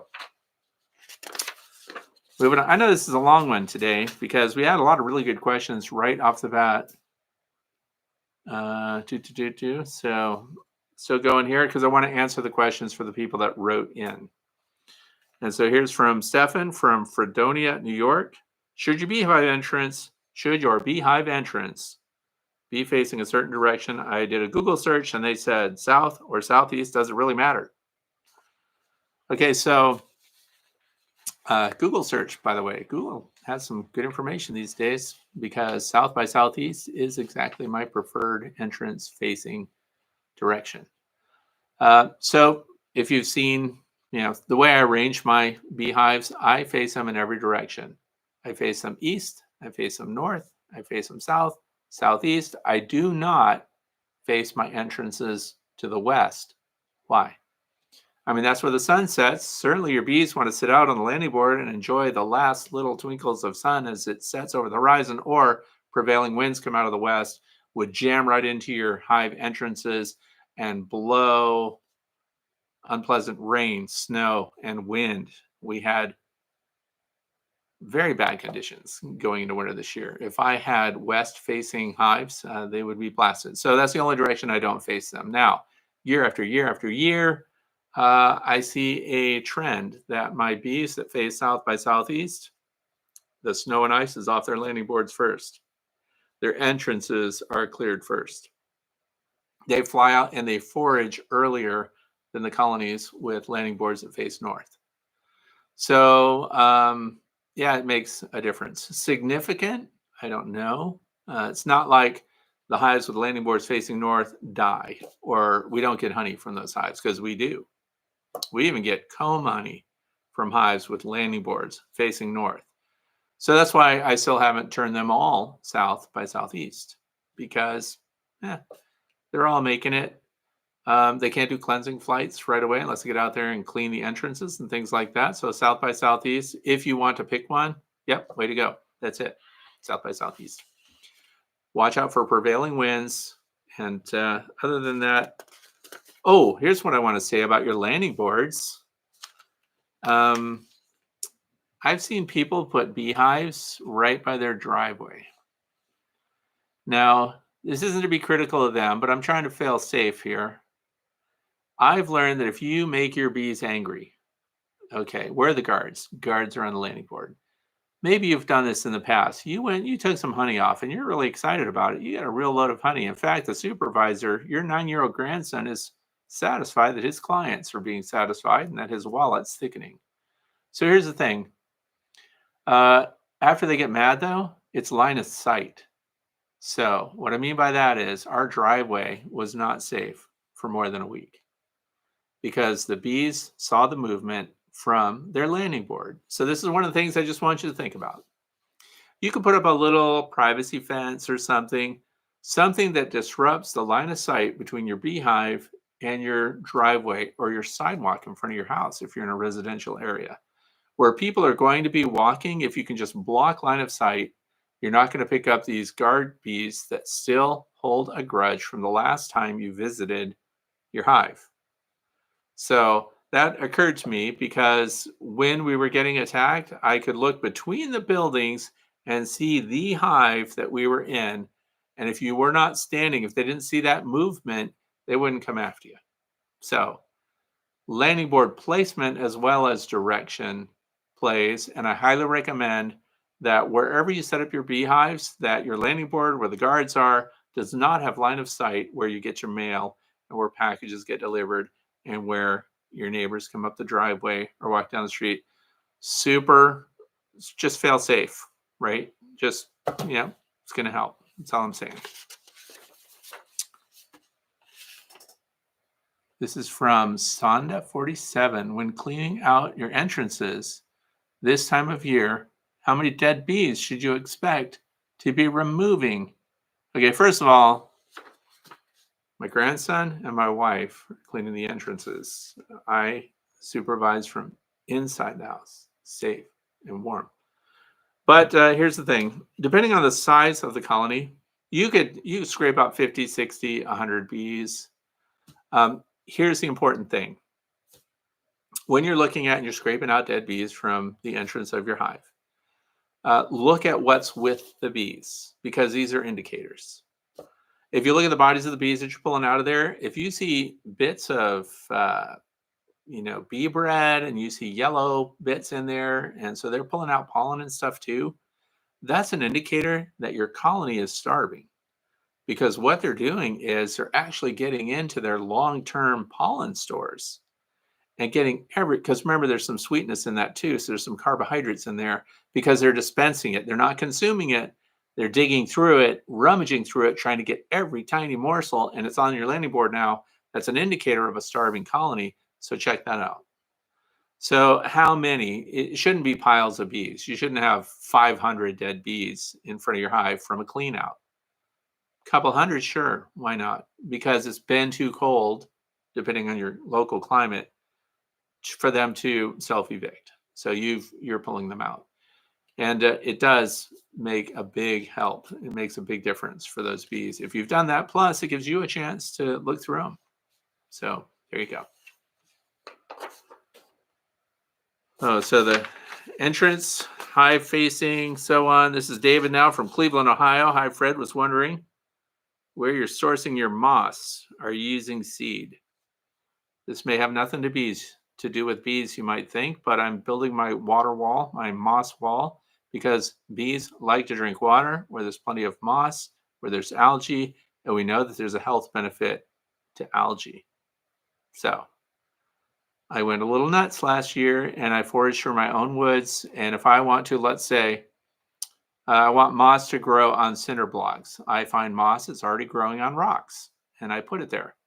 I want moss that can grow in full sun through parts of the day. So I find the moss that's already growing on full sun on the substrate that I want it to grow on. I don't do that thing where you put it through the blender and buttermilk and all this stuff. I've seen those people do that. And I found out by talking to experts, moss people, that you don't need to do that. You just collect the moss and stuff it places. So that's what I'm doing. I source it on my own property. There is such a thing. I found out that people steal moss. Who would do that? They go to, they go walking down the sidewalk, they see the moss they want, and they go over, they just grab whole handfuls of it. So within the moss gleaning culture, you're supposed to take little bits and pieces and leave parts of the moss that you took behind. Now, the other thing is what I'm really growing this year is not moss. It's called moss. It's called Irish moss. And my whole grow room is full of it. So Irish moss is what I'm really doing. It's not real moss though, but it's cool. And I'm going to be growing that stuff in as many places as I can get it to grow. In fact, on my license plate on my car, the little frame around it says, the more you know, the less you mow. Because that's a bee thing, but it's also for lazy people. So if you don't want to mow, grow moss. So I'm going to be planting Irish moss everywhere I can. You'll find it sold or promoted to be put between flagstones and things like that. That's great. I want that stuff to take over my whole bee yard. I'm going to be putting Irish moss everywhere I can get it to grow. And you know what? It grows in a lot of different substrates because being me, I have it in shallow pans and pots, and then I have it in whole, vases. And I'm even growing it in Ziploc baggies just full of starter soil.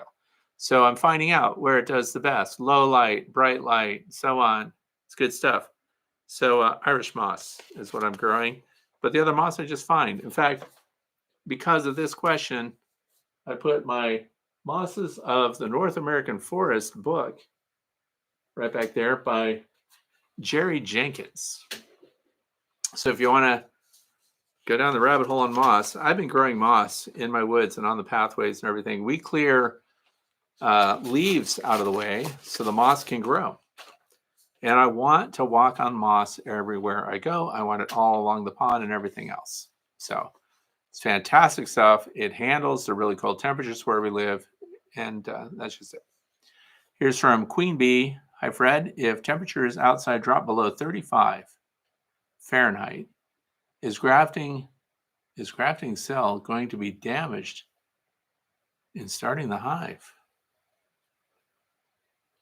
Well, okay. So here's somebody that's grafting. We have outside temperatures 35.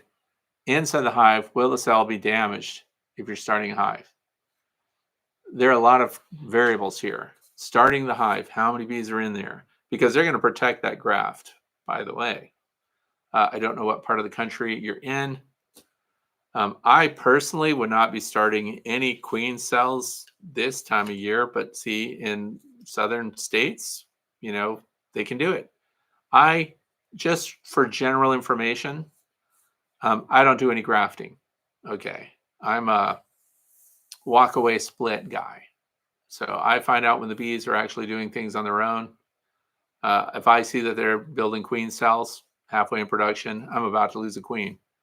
I do my splits and I leave them to themselves. Now, once the colony is populated, they control the climate inside that cluster. Now, when it comes to a queen cell or something like that, and that's their only queen, they're going to use their resources to preserve the queen. She is the future of the colony. They know that. So this has to do with what your configuration is and everything else. So There are a lot of variables there, but outside temps are not as critical as resources that are available. And I don't know what else to tell you, but if I were trying to do that and I had those kind of temperatures, I would make sure that that colony was provided with copious amounts of resources, because now I have queens that we're trying to develop. Okay. Grafting queen cell. Oh my gosh. I would wait until I see lots of drones and everything else and life is good before I started that, but I'm not a queen breeder either. That's a good question for Corey Stevens. I would ask him, see what he thinks about that. Philip Morris, how long does it take for pollen to be turned into bee bread? I noticed pollen pellets were falling out of the frames when I tipped them to inspect. That is a great question, Philip Morse. And here's the thing. This is another observation hive thing. We look at the bees putting pollen, because remember, the foragers get pollen on their corbicula, their hind legs. And those foragers go into the hive after they do some waggle dancing, do a little bragging, and let the other bees kind of check out what they brought back with them, maybe nectar as well. They go off and they scratch it off of their hind legs and they stuff it into the cells themselves. Now, the question is, how long before the bees are going to use it or they process it? Well, if you notice, they even put multiple colors in the same cells. You can see little green, olive green pollen balls in there, and you'll see Cheeto orange in there, all in the same cell. So they're mixing it up. Now, the processing has actually started already, because how did they get the pollen to stick to their legs in the first place? Usually they've brought nectar with them or honey with them, and they're striking that back. They'll run their forelimbs off their tongue, and they'll start rubbing it back, and they groom themselves, and they get the pollen to stick to the back. And guess what else? On their hind leg, there's a pollen press. So they push it into this little pollen press, and their leg squishes the pollen and forces it up into those little stiff hairs on the corbicula. It's exciting stuff. So what's happened is, what do? They just contributed already something that's going to cause the pollen to ferment. So it already has sweetness in it.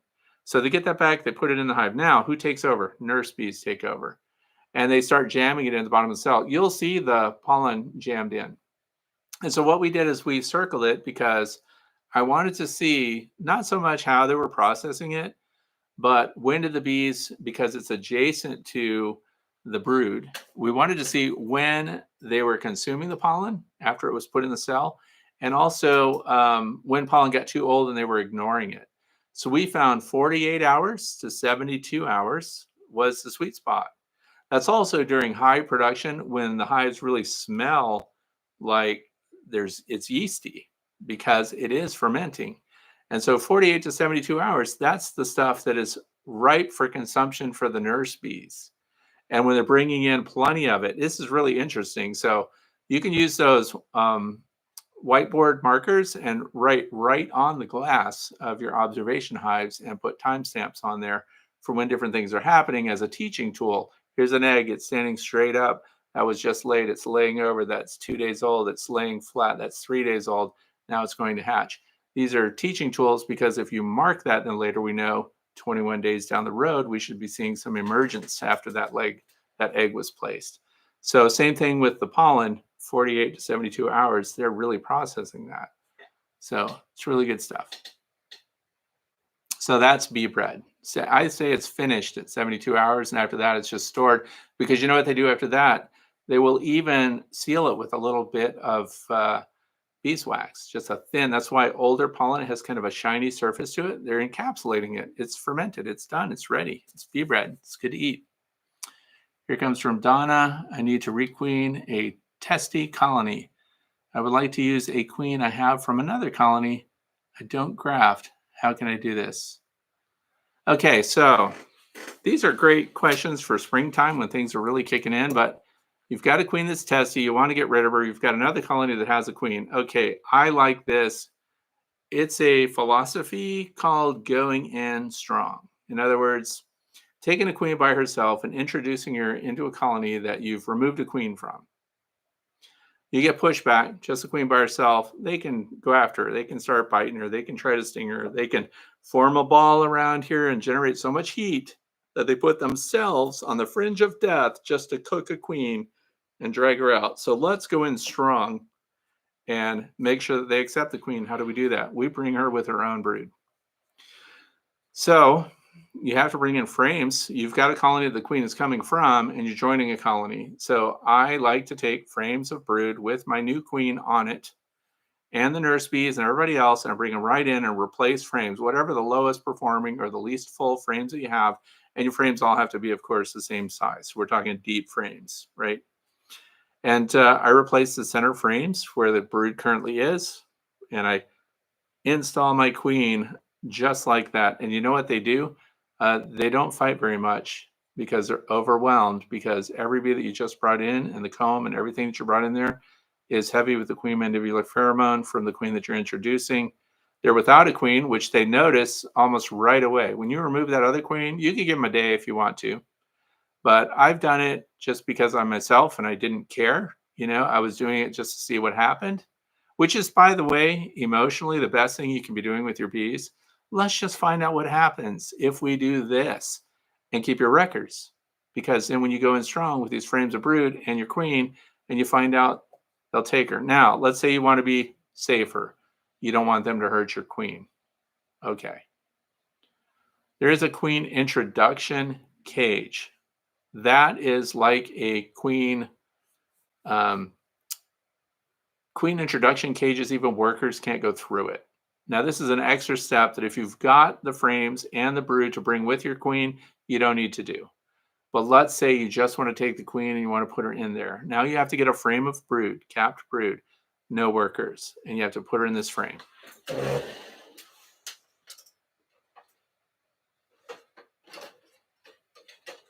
Let's pretend that I have a queen introduction cage right here. This is a fail-safe way to introduce your queen into a colony that you just removed a queen from so that they don't destroy her. Queen goes on a frame. Now, because it's in this thing, it can be a medium frame or anything else. This is capped brood, let's say. You get your queen on this frame with the capped brood, no workers. You put this lid on top. Who sells these? BetterBee.com. She's in there. Now it goes inside. Now what happens? You have capped brood. The capped brood starts to emerge. And so she has nurse bees right away. She also has cells to lay in. So now she is starting to establish herself in a colony that had a queen, and they were mean. That's why you got rid of that queen, because she was obnoxious in some way. And so now they start to spread their pheromones because they can lick each other through the bars. They can't sting her, can't get a grip on her, because when they're trying to kill a queen, they bite her, they hold on, they try to sting her that way. They can't do it through that. So that's one way to introduce a queen and, be better feeling about. You have to remove 2 frames to accommodate that cage, but it's called a queen introduction cage, which is different from a queen isolation cage. Different purposes. But if you're introducing a queen and you don't want anything to happen to her, you try that. Okay. And so, Donna, let me know after you've had complete success, and don't forget to give me full credit. If something bad happens, we don't know each other. We never talked. Okay. The next question comes from Dan. This is, by the way, the last question. So we're here from Dan, Montague, Michigan. Is anyone making 3D printed frame that is full depth of a cell that the bees could just have to cap over? Okay, years ago, a company reached out to me and they sent these things called Permacomb to me, and I didn't like them. So, but they worked. So Permacomb, very heavy frames. Somebody may still have this stock around somewhere, because I think somebody passed away, they went out of business. Nobody picked up the baton on that. But it was fully formed, full cells, everything else. And the whole point was that then all the bees had to do was draw it from the face of the cell and cap it after filling it with honey. So they're designed for honey production. The other thing is they did these tests where they drove over it with their trucks and everything else to show you how tough it is. So Permacomb is something you could look for to see if it's still around, if that's what you really want to use. It's heavy stuff. In other words, you fill a super with that stuff before anything else is in it, you have a heavy super already. There's that much food grade plastic in it. The other thing is there's an interview that I have coming up this week. I don't want to be a spoiler. We're going to talk about a comb situation that is mostly done, and it's from Australia. So we're going to talk about that. It's an interview coming up this week. It's for people that want to this is the teaser.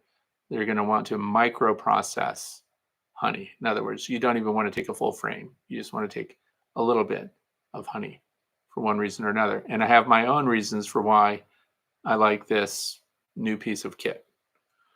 The other thing is Flow Supers. A lot of people do not like Flow Hives. They're very expensive, but the Flow Super is fully formed cells that all the bees do is finish off the edges, cap them off after they're finished filling them with honey. So that already exists. But those frames are running about $64 per frame.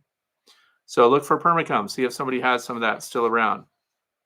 And the other one that's coming up this week, I'm not going to tell you what it is because I want people to watch my stuff. And that's it. I don't know of any other already drawn cells out of food grade plastic than that. So now we're into the fluff. By the way, I keep chickens as well. Wait, let me see.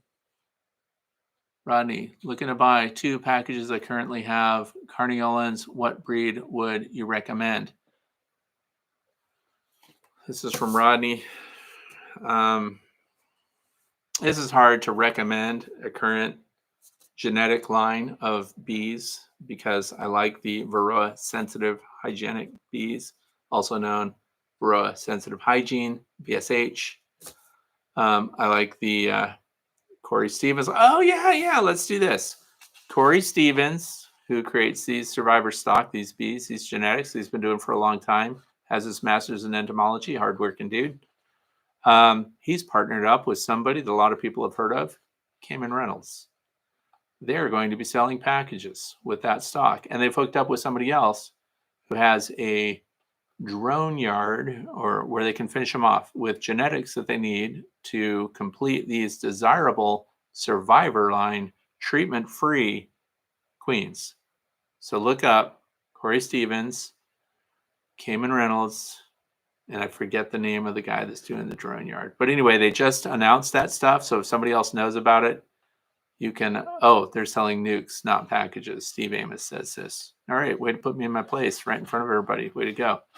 So when you're buying a package, the only thing that matters is the queen. So I like Carniolans. You're on to them. Oliveris, Carniolan queens. There's some others that sell some good stock. So you're buying a package. The bees that come in that are from random colonies. The queen, 30 days out, is going to be what's going to be represented inside that colony. But you're going to pick your own. Now, I have to say, Chris Warner is the producer from Florida. All right. Anyway, all good names that you've heard. These are people with stellar reputations that generate great stock. So David Miller says, go to the Stevens website. So once again, go to Corey Stevens. Tell him you want all his stuff. Throw your money at the screen. Tell him Fred sent you so that you will pay the same again as everyone else. So, because I have to admit that I like to keep my own stock here. I like to collect my own swarms, cycle back my own bees. I don't have to buy any bees. We're coming into spring. If you can wrangle some swarms and you're a backyard beekeeper, I think it's a fantastic way to continue. Here's why. And this has nothing to do with, I support queen breeding programs. I support treatment-free genetics. Daniel Weaver out in Texas. People that are doing that deserve our money and resources to help carry that on. Now, in my own backyard, how long am I going to keep one of those queens, right? That queen might be gone in a year. That queen might get superseded 6 months after I put her in a hive. Have I reinforced the genetics in my own apiary? I have not really. So what I like to do is cycle back locally adapted stock and bees that are already existing well in this environment. If you want to know if you have an environment that's suitable for bees, for feral colonies, go to beescape.org, beescape.org. Go there, put in your location, and see what the environment provides for you. If you're in a high feral area for bees, then your chances of getting locally adapted stock are very high if you can just learn to collect some swarms. The other thing is for people that maybe can't afford to buy packages or, genetics that are kind of expensive, you can get on a list to collect swarms, and it's called Bee Swarmed, BEESWARMED.org. You register there and you get on a zone like 5 miles from your house or wherever. I've spoken about this before. This is a free website, and you get a text alert when there are swarms in your area that the general public is reporting. And then as a beekeeper, it's your job to inform the general public that when you see bees on a fence post or on a tree or on, something like that, that they contact beeswarm.org and report it. And then they get put in touch with a beekeeper that will come and get it. And it saves you from showing up only to find out that another beekeeper was there 10 minutes before you got there, that kind of thing. So support bee genetics. That's the future of beekeeping. We have to have better genetics, but we also need to have a better agricultural system in this country where we support diversity of forage for all pollinators. Okay, that's all I'm going to say for today because we've gone really long. I just want to wrap it up. I want to thank everybody for being here and joining me. These have been great questions. I hope that spring is bringing you very good information when it comes to your own bee stock. I do want to say if you're a backyard beekeeper and if things have been sketchy weather-wise where you are, at the earliest opportunity, I highly suggest that you feed your bees to help them survive the challenges of spring and the weather dynamic that often brings. So thanks a lot for being here. I hope that you have a great weekend. Thanks again.